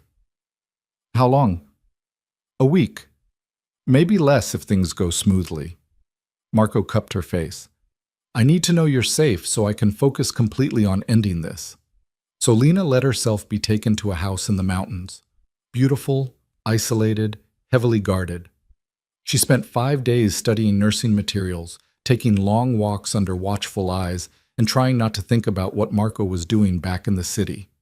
He called every night, his voice tired but controlled, never discussing specifics but always asking about her day, her studies, her well-being. The conversations felt normal, domestic, like they were any couple separated by business travel rather than a territorial war. On the 6th day, Vincent appeared with a new phone. Mr. DeLuca asked me to give you this. He said to check the news. Lena opened the news app with trembling hands. The headline made her breath catch. Major gang bust results in arrests, deaths in citywide operation. She read the article with growing understanding. The Castellano family's remaining leadership arrested or killed in coordinated raids. Their operations dismantled, their territory absorbed by unnamed business interests. No mention of Marco, no indication of his involvement, but Lena knew. She knew this was his work, executed with precision that left no evidence. Her phone rang immediately, Marco's new number. It's done, he said without preamble. Clean, complete. You can come home. Home, Lena tested the word. Your penthouse is home now? Our penthouse. I had your things moved while you were gone. Your own study for when you need space, your own bathroom if you want privacy. A pause. But our bedroom. Our bed. Our life together. You're very presumptuous. I'm very certain. Marco's voice softened. Come home, Lena. I need to see you. Vincent drove her back to the city as evening fell, the lights beginning to glow against the darkening sky. Lena watched familiar streets pass and thought about how much had changed in 6 weeks. She'd gone from invisible waitress to the woman a dangerous man waged war to protect, from struggling alone to being part of something bigger and darker than she'd ever imagined. Marco met her at the penthouse entrance, pulling her into his arms before she'd fully exited the elevator. You're safe, he breathed against her hair. It's over. You're safe. Were you worried? Terrified. Until the last arrest was made, until every threat was neutralized, I couldn't breathe properly. He pulled back to look at her. But it's done now. The Castellanos are finished. No one else is stupid enough to challenge me after seeing what happens. You're protected, Lena, completely. She should have felt relief. Instead, Lena felt the weight of what that protection cost. Lives ended, families destroyed, power consolidated through violence. But she also felt the savage satisfaction of being valued enough that Marco would reshape the criminal landscape to keep her safe. Show me the study, she said, instead of dwelling on darkness. Show me what you did to our home. Marco's smile was brilliant as he led her through the penthouse. He'd created a beautiful space for her, large desk, medical texts already shelved, comfortable chairs for reading, a space that was hers while existing in his world. It's perfect, Lena admitted, running her hand along the desk. Thank you. Anything you need, everything you want. Just ask. She turned to face him, this man who'd destroyed an organization to protect her, who killed without hesitation but held her with devastating gentleness. I need you to ask me properly. Ask you what? You said you'd marry me, that it was the best decision either of us ever made. Lena moved closer. So ask me. Really ask me. Understanding dawned in Marco's eyes. He reached into his pocket and produced a small box, like he'd been carrying it, waiting for the right moment. I bought this the day after you called me about Riley, he said quietly. The day I knew you'd chosen me despite everything, despite the danger, despite your fear, despite having every reason to run. He opened the box to reveal a ring, elegant, understated, a single diamond that caught the light and held it. Nothing ostentatious, nothing that screamed wealth, just beautiful. Marco dropped to one knee, his dark eyes locked on hers. Lena Moore, You walked into my life by accident and changed everything. You see me, really see me, and chose to stay anyway. You accept my darkness and challenge me to be better. You're brilliant and brave and stubborn, and you make me want to build a future instead of just surviving the present. His voice was steady, certain. Marry me. Be my wife. Let me spend the rest of my life protecting you and loving you and giving you everything you deserve. Let me be yours completely. Lena felt tears spill over, felt her heart crack open with the weight of the moment. Yes, she whispered. Yes, I'll marry you. Marco slid the ring onto her finger, then stood and kissed her with a reverence that made her chest ache. When they broke apart, both were crying. Lena openly, Marco with silent tears tracking down his face. I love you, he said fiercely. I'll love you until my last breath. I'll protect you with everything I have. I'll build you a life worth living. I love you too. Lena touched his face gently. Even though you're dangerous and possessive and you solve problems by eliminating people, I love all of you. Even the darkness? Especially the darkness, because it's part of who you are, and I choose all of you.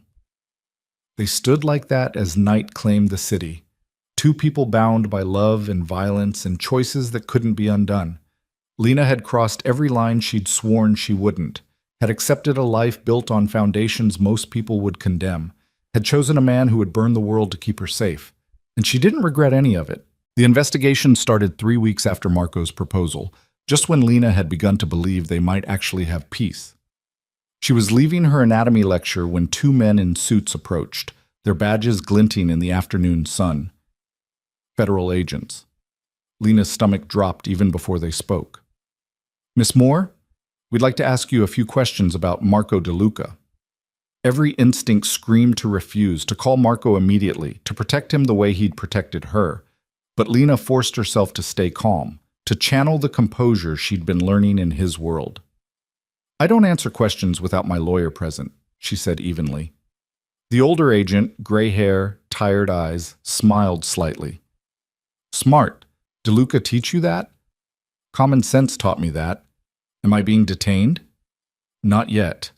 But we will be speaking with you, Miss Moore. Soon. We're building a case against your fiancé, and you're going to be part of it whether you cooperate or not. They walked away before Lena could respond, leaving her shaking on the campus steps. She called Marco immediately. Federal agents just approached me, asking questions about you. Marco's silence was more terrifying than any response would have been. When he finally spoke, his voice was ice cold. What did you tell them? Nothing. I asked for a lawyer. Good girl. Vincent is picking you up now. Don't go anywhere alone until I assess the situation. A pause, then softer. Are you okay? Scared. What does this mean? It means someone talked. Someone with enough information to make the feds interested. Marco's voice hardened again. I'll handle it. Just come home. Home. The word still felt strange and right simultaneously. Lena gathered her books and waited for Vincent, her mind racing through possibilities. Who would talk? What did they know? How much danger was Marco actually in? At the penthouse, she found Marco in his office surrounded by papers, his phone pressed to his ear, his expression darker than she'd ever seen. He gestured for her to wait, finishing his conversation in clipped Italian before hanging up. Tell me everything they said. Exact words. Lena recounted the brief encounter, watching Marco's face for reactions. He listened without interrupting, his mind clearly processing, calculating. They said they're building a case, she finished, that I'd be part of it whether I cooperate or not. What does that mean? It means they'll subpoena you, force you to testify about our relationship, our finances, anything you might have seen or heard. Marco's jaw tightened. It means they're trying to use you against me. I won't testify against you. You might not have a choice. Spousal privilege only applies after we're married. His eyes met hers, intense and calculating. We need to move up the wedding. Lena's breath caught. What? If we're married, you can't be compelled to testify against me. It's the only way to protect you from being used as a weapon in their investigation. Marco moved to her, his hands framing her face. I know this isn't romantic. I know it's not how you imagined this happening, but I need you protected legally as well as physically. You want to get married now because of an investigation? I want to marry you because I love you. The investigation just makes the timing urgent. His thumb traced her cheekbone. Say yes, Lena. Let me protect you completely. She should have been insulted that their wedding was being rushed for legal strategy, should have demanded romance and proper planning. Instead, Lena thought about federal agents trying to force her to destroy the man she loved and felt her resolve harden. Okay. When? This week. I have a judge who owes me a favor. Small ceremony, just us and witnesses we trust. Marco's expression softened slightly. After this is over, after the investigation resolves, we'll do it again. Properly. Big wedding, all your friends, everything you want. But for now, I need you legally protected. What about my friends from school? My life outside of you? They'll understand eventually, or they won't. But your safety matters more than their opinions. Lena thought about the few friendships she'd been building at nursing school, the normal life she'd been trying to maintain alongside Marco's world. All of it would have to wait now. All of it became secondary to survival. 3 days, Marco said, his voice firm. 3 days, and you're my wife, legally untouchable. Then we figure out who talked and how to handle the investigation. The wedding happened in Marco's penthouse at sunset, witnessed by Vincent and Marco's lawyer, a sharp-eyed woman named Catherine, who'd handled the paperwork with ruthless efficiency. The judge was older, clearly uncomfortable but too indebted to refuse, and he rushed through the ceremony with minimal pleasantries. Lena wore a simple dress, cream-colored, elegant without being ostentatious, that Marco had somehow procured in 24 hours. He wore a dark suit that made him look both dangerous and devastatingly handsome. When the judge pronounced them married and Marco kissed her, Lena felt the moment's weight settle around her like armor. She was Mrs. DeLuca now, protected, claimed, bound to a man whose world was currently crashing down around them. I promise you a better wedding, Marco whispered against her lips. When this is over, everything you deserve. I have what I need, Lena replied, and meant it. The celebration was brief. Champagne, a dinner prepared by Marco's private chef, then just the two of them alone in the penthouse while the city glittered below. Marco made love to her with an intensity that bordered on desperation, like he was trying to brand himself into her skin to make permanent what legal documents had formalized. Afterward, lying tangled together, Lena traced the scars on his chest, reminders of a violent life she'd chosen to accept. Tell me the truth, she said quietly. How bad is this investigation? Marco was silent for a long moment. Bad. They have financial records, testimony from someone inside my organization, enough to bring charges if they push hard enough. Will you go to prison? Not if I can help it, but the next few months will be difficult, dangerous. His arm tightened around her. I need you to be smart, Lena. Don't talk to anyone about my business. Don't acknowledge anything you might have overheard. If they pressure you, defer to Catherine. She'll handle everything. I won't let them use me against you. They'll try. They'll threaten you, offer you deals, paint me as a monster you need to escape from. Marco's voice was grim. You have to be strong. Remember why you chose this. Remember what we are together. I'm not weak, Marco. I won't break. I know. But investigations like this, they grind people down. They make you doubt everything, question everyone. He pulled her closer. Just promise me you won't let them poison what we have. Lena promised, having no idea how hard keeping that promise would become. The pressure started subtly. Federal agents appearing at her school, asking classmates about her relationship with Marco. Whispers following her through hallways. Professors looking at her differently, like being engaged, now married, to Marco DeLuca, made her suspect by association. Then the media picked up the story. Photos of Lena leaving campus, headlines speculating about the mysterious woman who'd married one of the city's most powerful and dangerous men. Her phone buzzed constantly with calls from reporters, from old acquaintances suddenly interested in her life, from people she'd never met wanting information. Marco hired additional security, insisted she travel only with Vincent or his team, tried to shield her from the worst of it. But Lena felt her carefully rebuilt normal life crumbling. "I can't do this," she told Marco one evening, her voice breaking.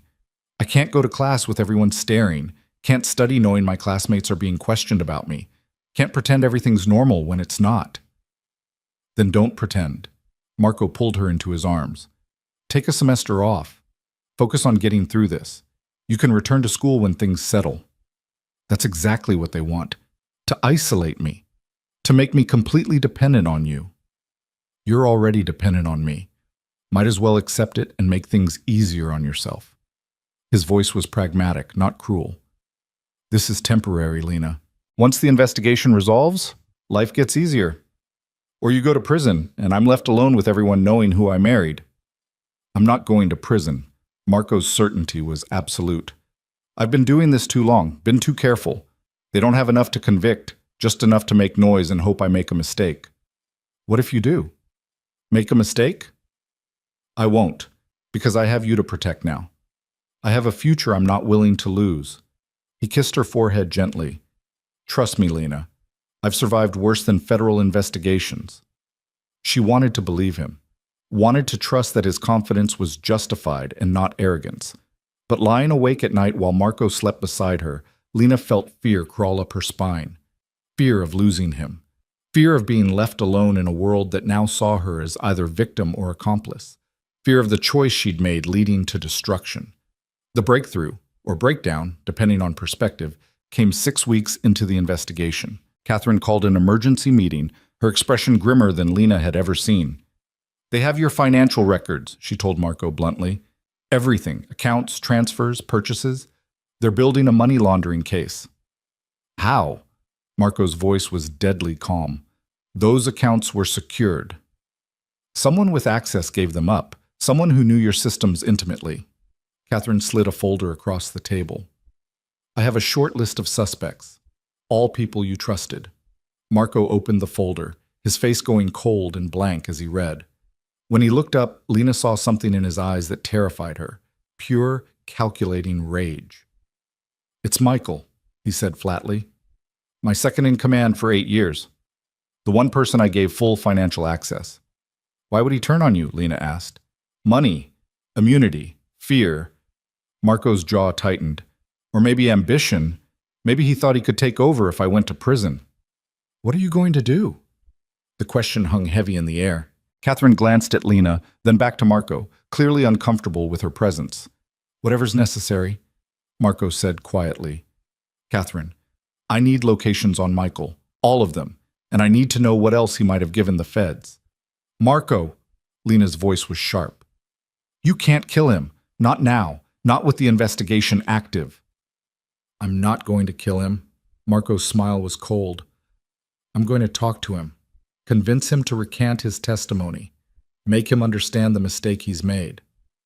"That's not talking. That's business, Lena. This is how my world works. Someone betrays me, there are consequences. You knew that when you married me." Lena felt something crack inside her chest. "If you hurt him, if you do anything that gives them more ammunition, you'll destroy everything. Don't you see that? They're watching you, waiting for you to react exactly like this. So I should do nothing? Let my own man destroy me? You should be smart. Use the legal system. Let Catherine handle it." Lena moved closer, her hands on his chest. "Don't give them what they want, Marco. Don't prove their narrative that you're a violent criminal who solves problems through force." Marco stared at her for a long moment, conflict clear in his expression. Finally, he looked at Catherine. "What are the legal options?" "We discredit him. Show he had motive to lie, gambling debts, affairs, reasons to need immunity, paint him as unreliable." Catherine's voice was clinical. "It's slower than your usual methods, but it won't land you in prison for witness tampering or worse." "Fine, do it." Marco's voice was tight. "But if legal methods don't work, we handle it my way." Over the next weeks, Lena watched Catherine systematically destroy Michael's credibility. Evidence of his gambling addiction surfaced, affairs with multiple women, financial irregularities in his personal account suggesting he'd been skimming for Marco's operations. By the time Catherine finished, Michael looked less like a credible witness and more like a desperate man trying to save himself by any means necessary. But the victory felt hollow because Lena knew the truth. Michael had been guilty of betrayal, and in Marco's world that normally meant death. She'd convinced Marco to show restraint, to trust legal processes over violence, but she'd also seen the cost. The way Marco's tension grew daily, the way he struggled against instincts honed over decades. "I did what you asked," he said one night, his voice rough. "I let Catherine handle it. I played by their rules. But it goes against everything I am, Lena. Everything that's kept me alive and successful." "I know, and I'm grateful." "Are you? Or are you just relieved I didn't become the monster you're afraid I am?" The question stung because it held truth. Lena was relieved. Every day Marco chose legal methods over violence, she felt a little less afraid of who he might become. "Both," she admitted. "I'm grateful you're trying, and yes, I'm relieved you're not proving everyone right about you." "Everyone is right about me." Marco's voice was flat. "I am exactly who they think I am. I just love you enough to pretend otherwise." "That's not fair." "It's honest. You asked for honesty, remember? So here it is.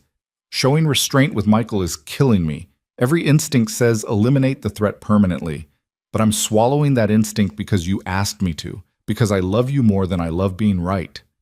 Lena felt tears burn her eyes. "I'm not asking you to be someone you're not. I'm asking you to choose a future over the past, to build something that lasts instead of burning everything down." "And if the legal way doesn't work? If Michael's testimony stands and I go to prison anyway? Then we deal with it, together. But at least you'll know you tried everything before resorting to violence." Marco pulled her close, his face buried in her hair. "I hope you're right, because if I go to prison, if I lose you because I chose restraint over instinct, I'll never forgive myself." The case against Marco gradually fell apart over the following months. Catherine's demolition of Michael's credibility made prosecutors nervous about relying on his testimony.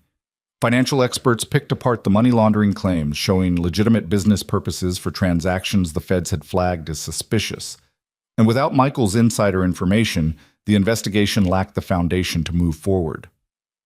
6 months after the federal agents first approached Lena, Catherine called with news. "They're dropping it. Insufficient evidence to prosecute. It's over." Lena watched Marco receive the information with barely a reaction, his expression carefully controlled. But when Catherine left and they were alone, he finally let himself feel it. Relief, vindication. And underneath it all, simmering rage at Michael for the betrayal that had nearly cost him everything. "Don't," Lena said before Marco could speak. "Don't even think about it. He tried to destroy me. Destroy us. You think there shouldn't be consequences?" "I think consequences already happened. His reputation is ruined. No one in your world will ever trust him again. He's lost everything that mattered: respect, credibility, the protection of working for you." Lena held Marco's gaze. "Isn't that enough?" "No." Marco's voice was hard. "In my world, betrayal means death. Always has. Making an exception sets a precedent I can't afford." "Then make the exception anyway. For me. Because I'm asking you to show mercy." "Mercy is weakness. Mercy is strength. It's showing you're secure enough to let someone live despite their betrayal, that you're building something bigger than revenge." Lena moved closer, her hands on his face. "Please, Marco. For me. Let him live." She saw the war in his eyes. Instinct versus love, reputation versus the woman asking him to change. Finally, Marco closed his eyes and exhaled slowly. "He gets exile. Out of the city, away from anything I control. If he ever comes back, if he ever speaks about my business again, the deal is void." His eyes opened, meeting hers with intensity that stole her breath. "But this is the only time, Lena. Don't ask me to show mercy again. I can't keep choosing your morality over my survival." "I won't, I promise." Lena kissed him softly. "Thank you." "Don't thank me. Just remember what it cost." Michael disappeared quietly, relocated to some distant city with enough money to start over and a clear understanding that returning meant death. Marco's organization absorbed the message. Betrayal wasn't always fatal, but it meant permanent exile and loss of everything that mattered. And Lena learned a harder truth. She could influence Marco, could pull him toward light occasionally, but she couldn't change his fundamental nature, could only love him despite it, and hope that love was enough to keep darkness from consuming them both. The investigation's end should have brought peace. Instead, it brought a different kind of tension. Marco had shown restraint because Lena asked, but the cost was visible in the way he held himself, the edge in his voice when dealing with business, the nightmares that woke him gasping in the dark. "Talk to me," Lena said one night after Marco jerked awake, his body tense with adrenaline. "Nothing to talk about.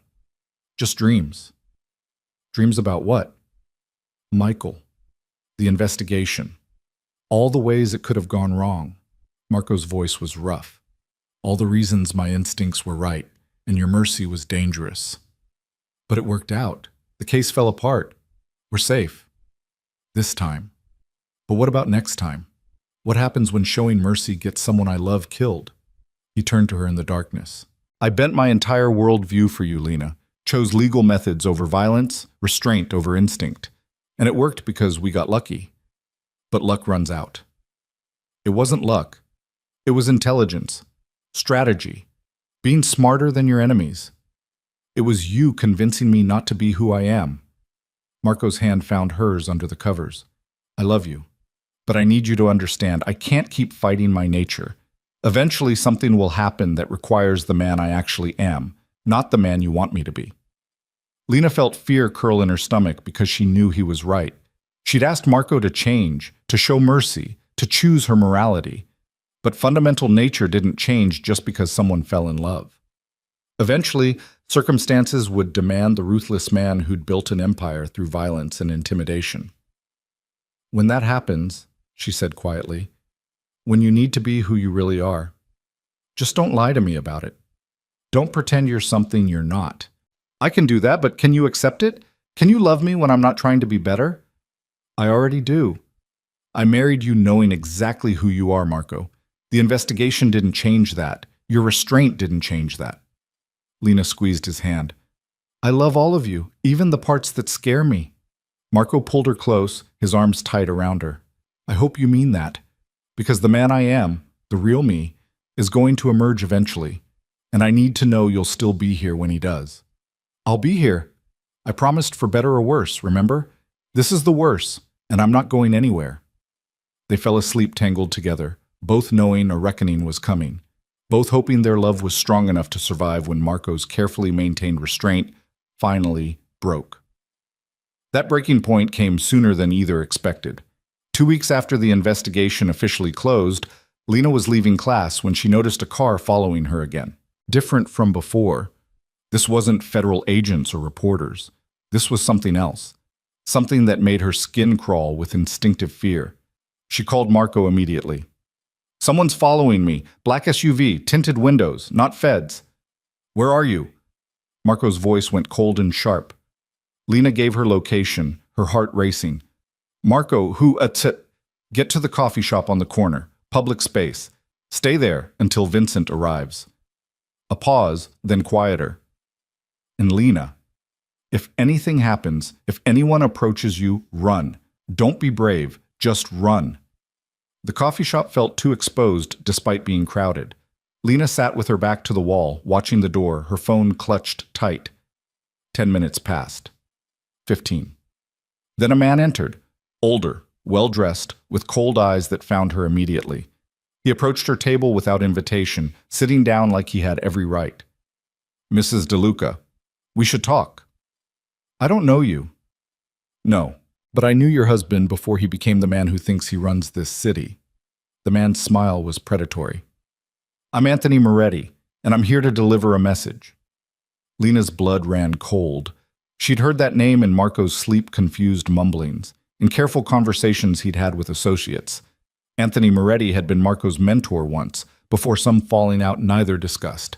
Now he was something else, something dangerous. "I'm not interested in messages," Lena said, standing. "I'm leaving." "Sit down." Moretti's voice didn't rise, but something in his tone made Lena freeze. "I'm not here to hurt you, just to make sure Marco understands the situation." "What situation?" The one where he thinks destroying the Castellanos made him untouchable, where he believes he can operate without consequence. Moretti leaned back, completely relaxed. Tell your husband that protection only lasts as long as I allow it, that empires built on violence fall the same way, and that his greatest weakness is sitting across from me right now. Lena felt rage override fear. Don't threaten me. I'm not threatening, I'm educating. Marco loves you. That love makes him vulnerable, makes him predictable. Moretti stood, straightening his jacket. Tell him Anthony says hello, and that I'm coming for what's mine. He walked out before Lena could respond, leaving her shaking with anger and fear. Vincent arrived moments later, his expression grim when she explained what happened. Mr. DeLuca needs to know immediately. At the penthouse, Marco listened to Lena's account with a stillness that was more terrifying than any rage. When she finished, he made a single phone call in Italian, his voice deadly calm. Then he turned to her. Pack a bag. You're leaving the city tonight. I'm not running. You're not running. You're being protected while I handle this. Marco's expression was carved from stone. Anthony Moretti is a dead man. He just doesn't know it yet. Marco, think about this. I've thought about it for years, ever since he betrayed me and tried to take my business. I showed him mercy once, let him fade into retirement instead of killing him. Marco's voice was ice. But he just threatened you, in person. Made sure you knew he sees you as my weakness. That's a line no one crosses.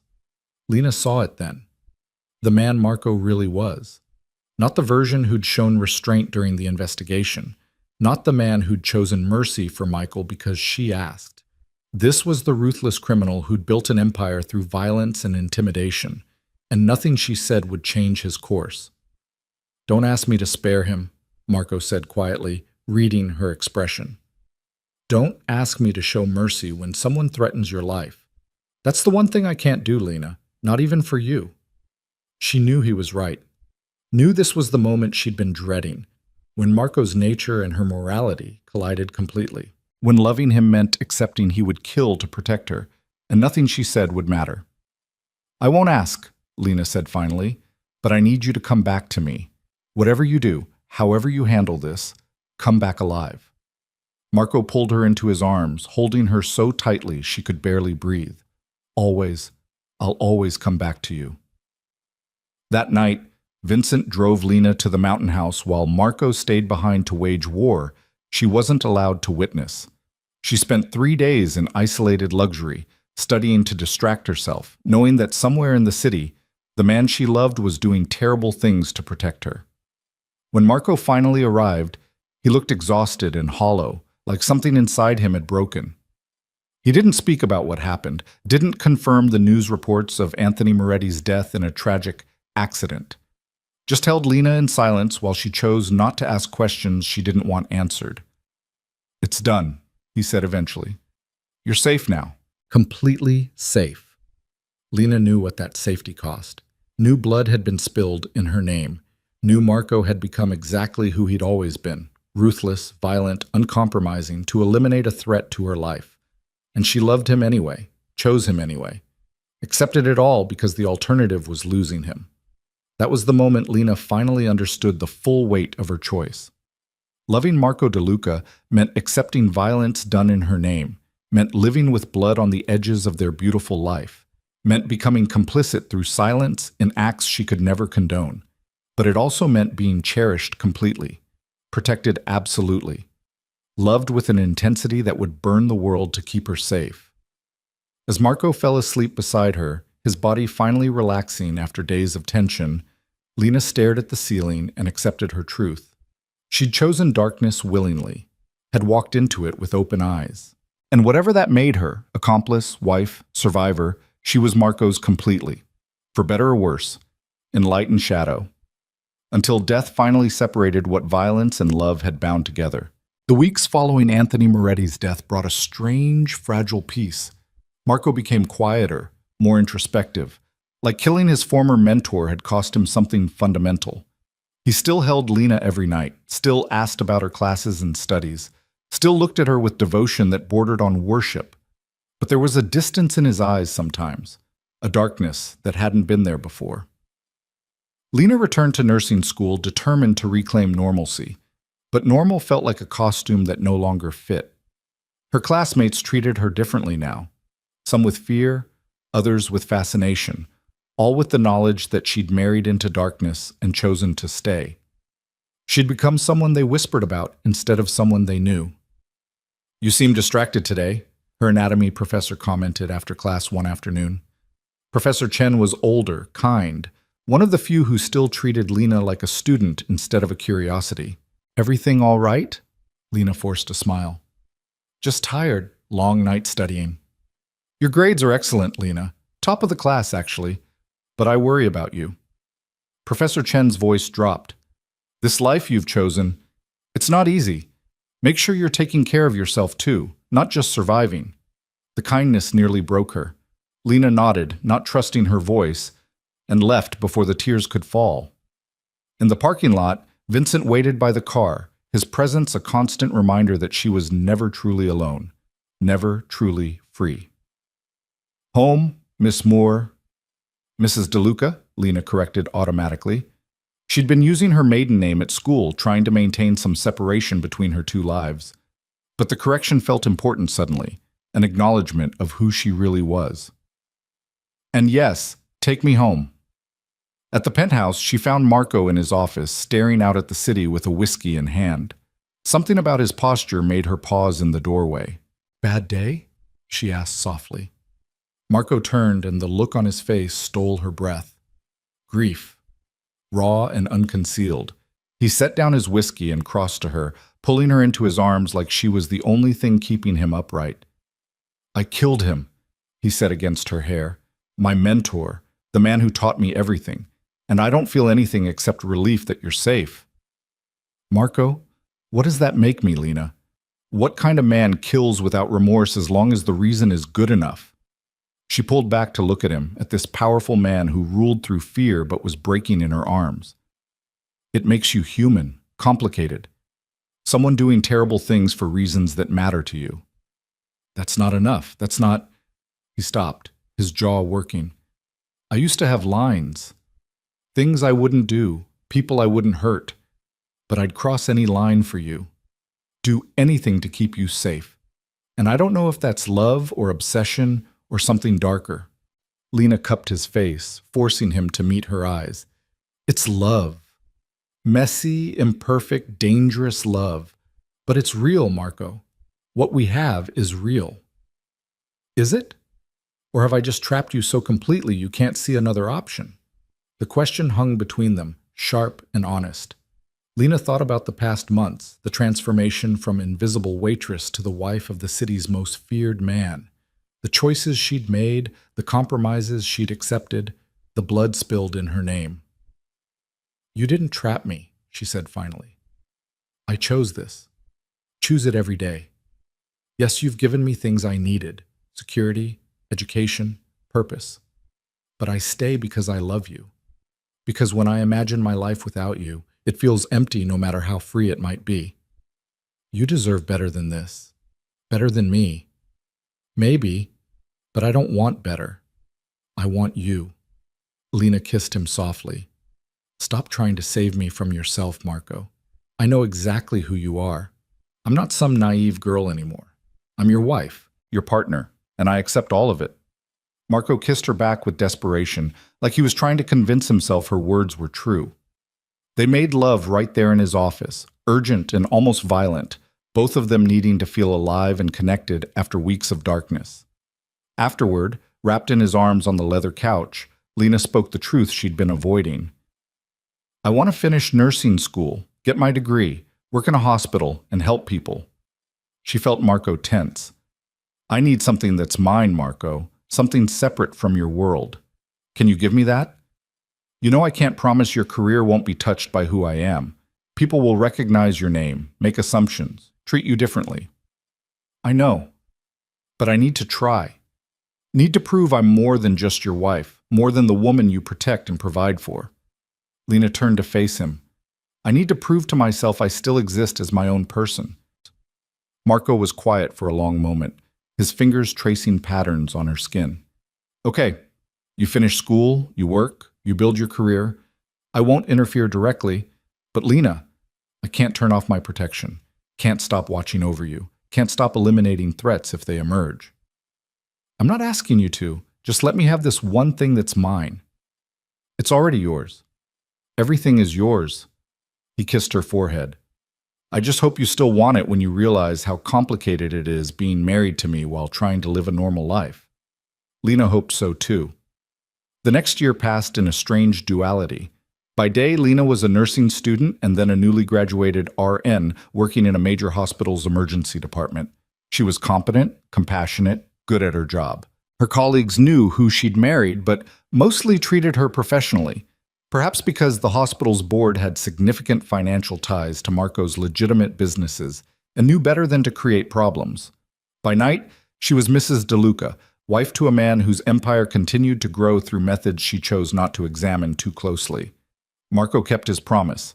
He didn't interfere with her career, didn't use his influence to advance her, but his protection was constant and invisible, ensuring no one harassed her, threatened her, or made her work environment unsafe. You're good at this, her supervising nurse, Patricia, commented during a particularly brutal shift. They just saved a gunshot victim, Lena's hands steady and sure throughout the crisis. Natural instincts, calm under pressure. You're going to be excellent. Thank you. Lena stripped off her gloves, the adrenaline slowly fading. It feels right, like this is what I was always supposed to do. Even knowing some of these patients might be connected to your husband's world? The question was blunt but not unkind. Patricia had worked ER for 20 years and seen everything. She knew exactly what Marco DeLuca was, and she knew Lena knew too.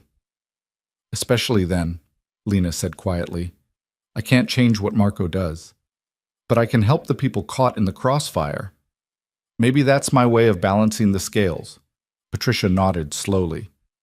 Just be careful you don't get caught in that crossfire yourself. Men like your husband, they protect fiercely, but that protection comes with a price. I know. I'm paying it. The price came due 3 months later when a patient was brought in, stabbed multiple times, barely clinging to life.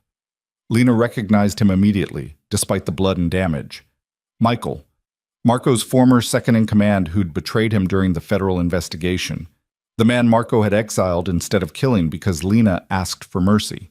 I need a doctor, Lena called, her voice professional despite her racing heart. Multiple stab wounds, significant blood loss, BP dropping.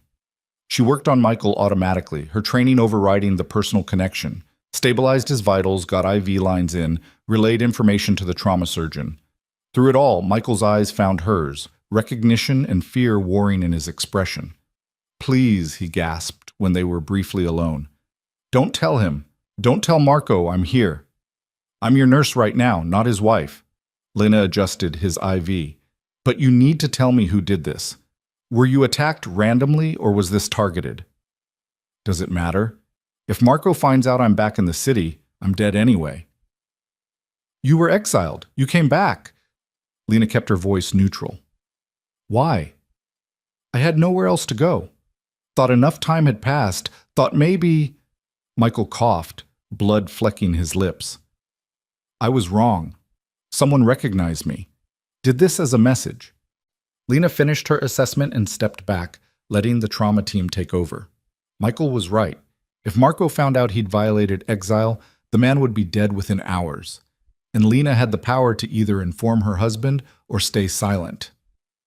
She made it through her shift on autopilot, then called Marco from the hospital parking lot.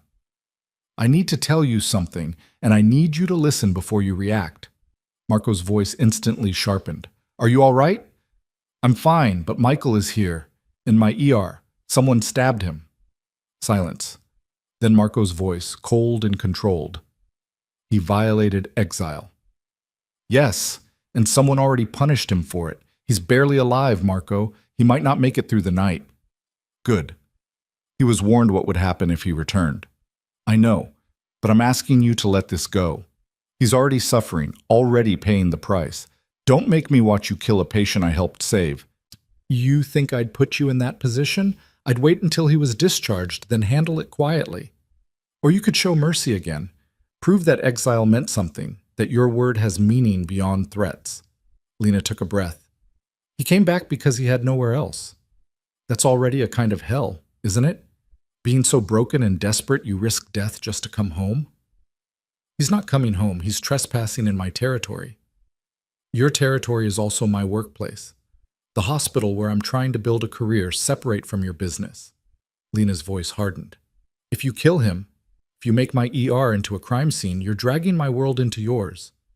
Is that really what you want? She heard Marco breathe slowly, clearly fighting his instincts. What are you asking me to do?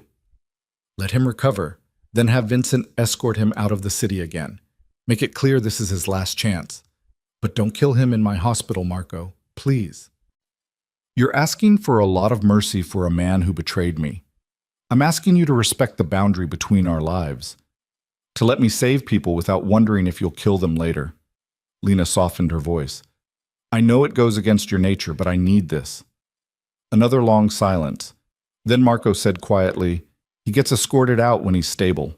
If he ever comes back again, I don't care where he is or who's treating him. He dies. That's the compromise, Lena. Take it or leave it. I'll take it. Thank you. Don't thank me.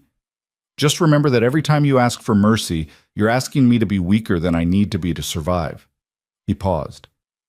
I love you. But there's a limit to how many times I can choose your morality over my safety. The call ended, leaving Lena standing in the dark parking lot with the weight of what she'd asked settling on her shoulders. How many times could she pull Marco toward light before he refused to follow? How many compromises could he make before something in him broke? She didn't have answers, just hoped their love was strong enough to survive the tension between who he was and who she needed him to be. Michael recovered slowly over the next 2 weeks. Lena avoided his room when possible, letting other nurses handle his care. But on his final day before discharge, she found herself checking his chart, ensuring everything was in order. Thank you, Michael said when she entered to remove his IV. For saving my life, for convincing Marco to let me live. I didn't do it for you. I did it for me, for the sanctity of my workplace. Lena worked efficiently, not meeting his eyes. Vincent is waiting to escort you out of the city. Don't come back. Not ever. I won't. I learned my lesson. Michael caught her hand as she turned to leave. He's lucky to have you, Marco. Someone who makes him better than he'd be alone. I don't make him better. I just occasionally convince him to show restraint. Lena pulled free. Take care of yourself, Michael, and stay away from this city. Next time I won't intervene. She left before he could respond, before the complexity of the situation could overwhelm her. She'd saved a man who'd betrayed her husband, had asked Marco to spare him twice, had drawn a line between their worlds and demanded he respect it. And Marco had agreed, had chosen her peace over his vengeance. That had to mean something. That evening, Marco was waiting when she got home, his expression unreadable. It's done. Michael is gone. Vincent personally drove him to the airport and watched him board a plane to Seattle. Marco moved to her, his hands gentle on her shoulders. But I need you to understand something, Lena. That was the last time. No more asking for mercy. No more pulling me toward light when darkness is what keeps us safe. I understand. Do you? Because I've bent every instinct I have for you, shown restraint when I should have shown force. Let people live who should have died. And I've done it because I love you, because your morality matters to me. But it's making me weak in a world where weakness gets you killed. Lena heard the frustration, the fear beneath his words. I'm not trying to make you weak. I'm trying to help you see there are other options besides violence. Options that work in your world, not mine. Marco's grip tightened slightly. My world operates on fear and respect. When I show mercy, people see vulnerability. When I let betrayers live, it encourages others to try. You're asking me to transform how I do business, and that transformation could cost us everything. Or it could build something better, something that lasts beyond fear. There is nothing beyond fear in my business. That's the foundation everything else is built on. He released her, stepping back. I love you. I'll keep trying to be the man you want, but you need to accept that I might fail, that circumstances might demand the ruthless bastard I actually am, not the reformed version you're hoping I'll become. The words hurt because they were true. Lena had been trying to change Marco, to pull him away from violence through love and moral persuasion. But fundamental nature didn't change. She could influence him temporarily, convince him to show occasional mercy. But the core of who he was, the man who'd built an empire through intimidation and force, remained unchanged. "I'm not trying to change you," she said quietly. "I'm just trying to love you without losing myself. And I'm trying to let you do that without getting us both killed." Marco pulled her into his arms. "We're both walking impossible lines, Lena, trying to blend worlds that don't mix. Eventually, something's going to give." She knew he was right, knew the tension between her morality and his methods couldn't sustain indefinitely. But she also knew that loving him meant accepting the complexity, the compromise, the constant negotiation between light and darkness. "Then we'll deal with it when it gives, together." Lena looked up at him. "That's what marriage is, right? Navigating impossible situations and choosing each other anyway?" Marco's smile was soft and sad. "I hope you still choose me when things get truly impossible." "I will. I already have.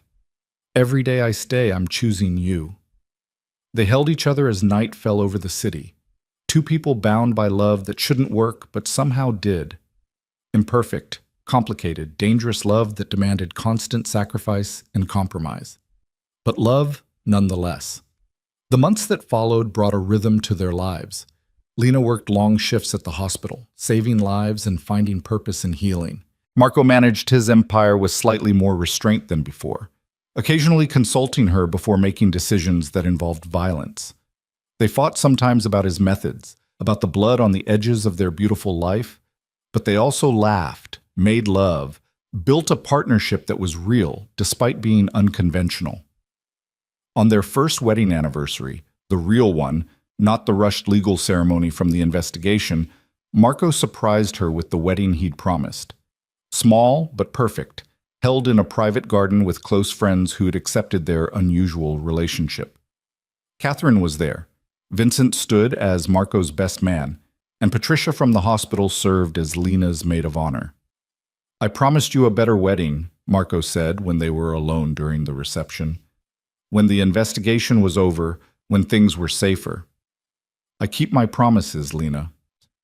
She looked around at the beautiful space, at the life they'd built together, at the man who'd destroyed enemies and shown mercy in equal measure because she asked, "You keep the promises that matter. That's enough."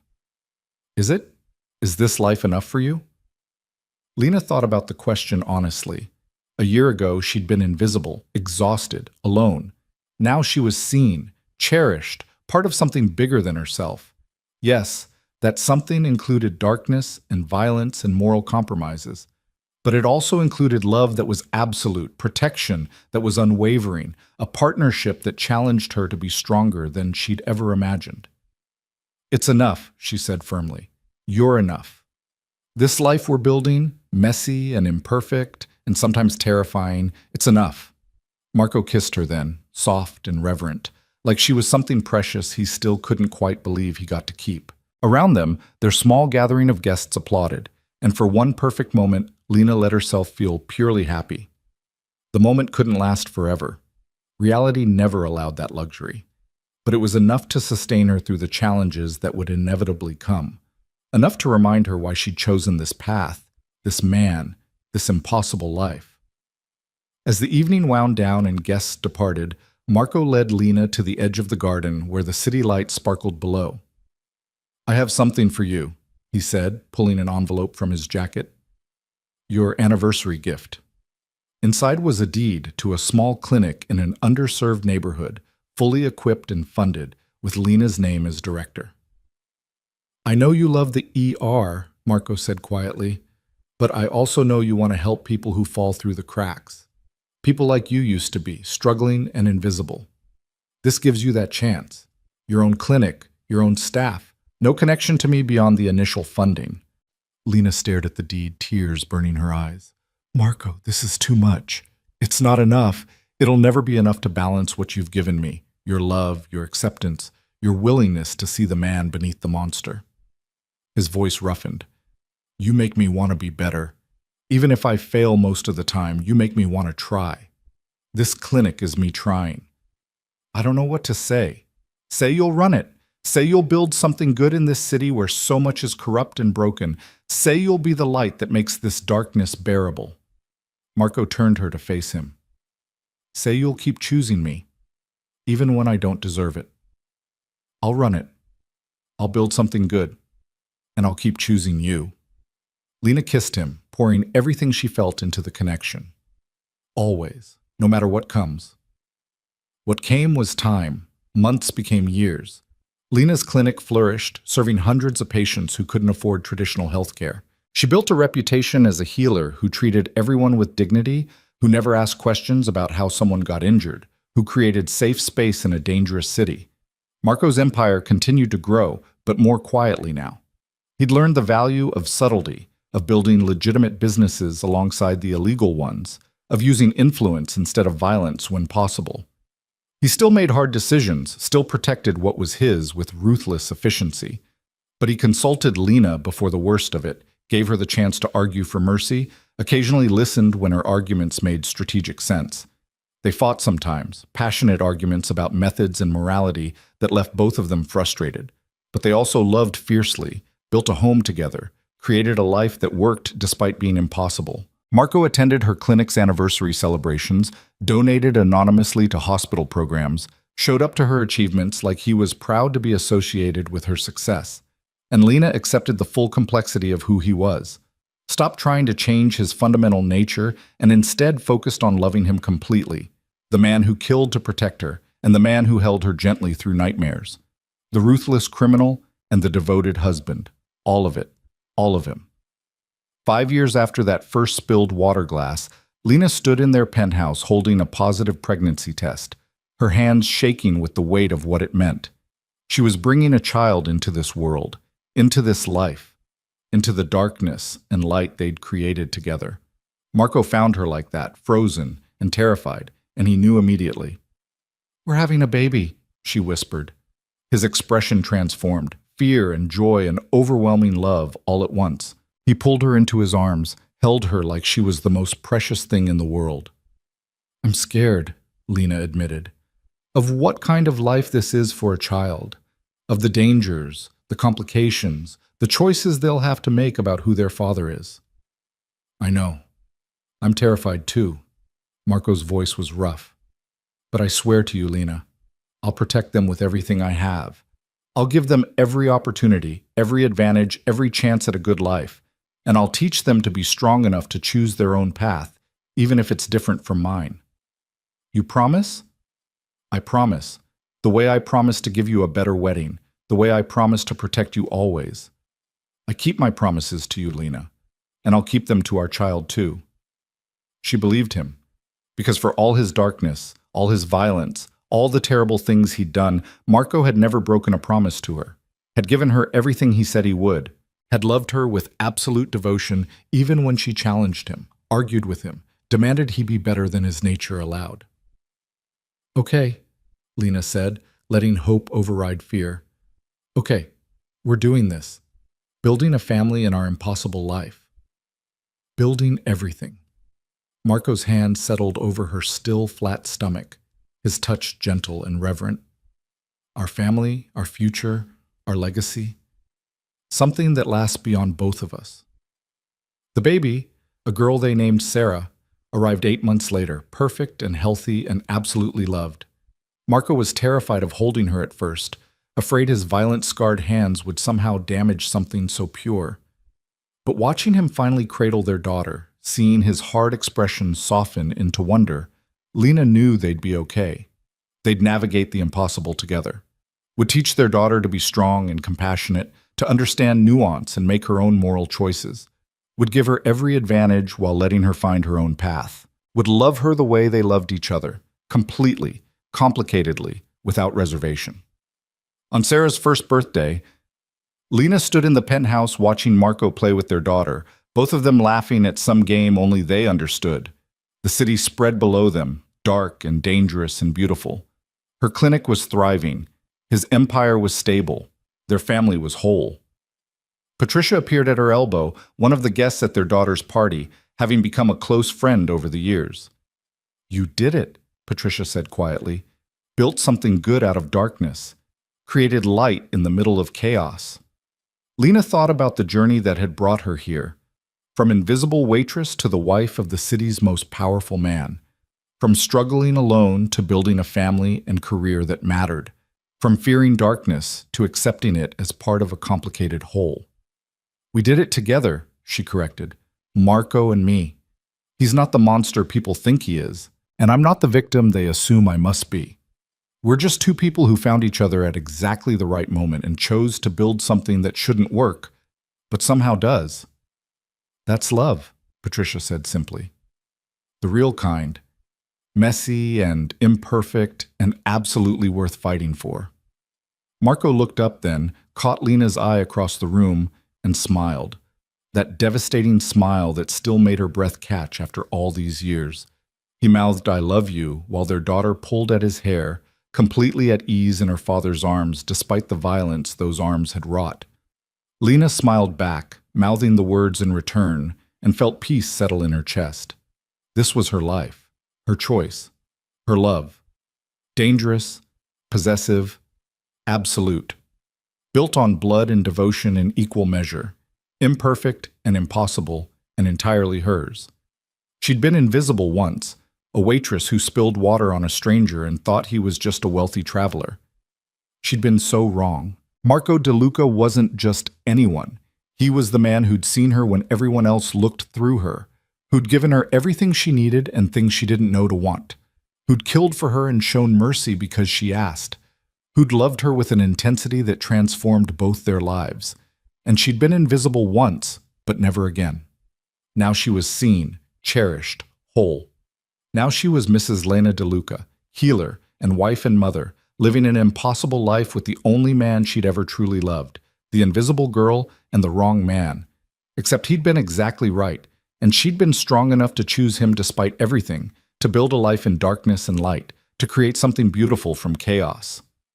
5 years ago, a single spilled drink changed everything.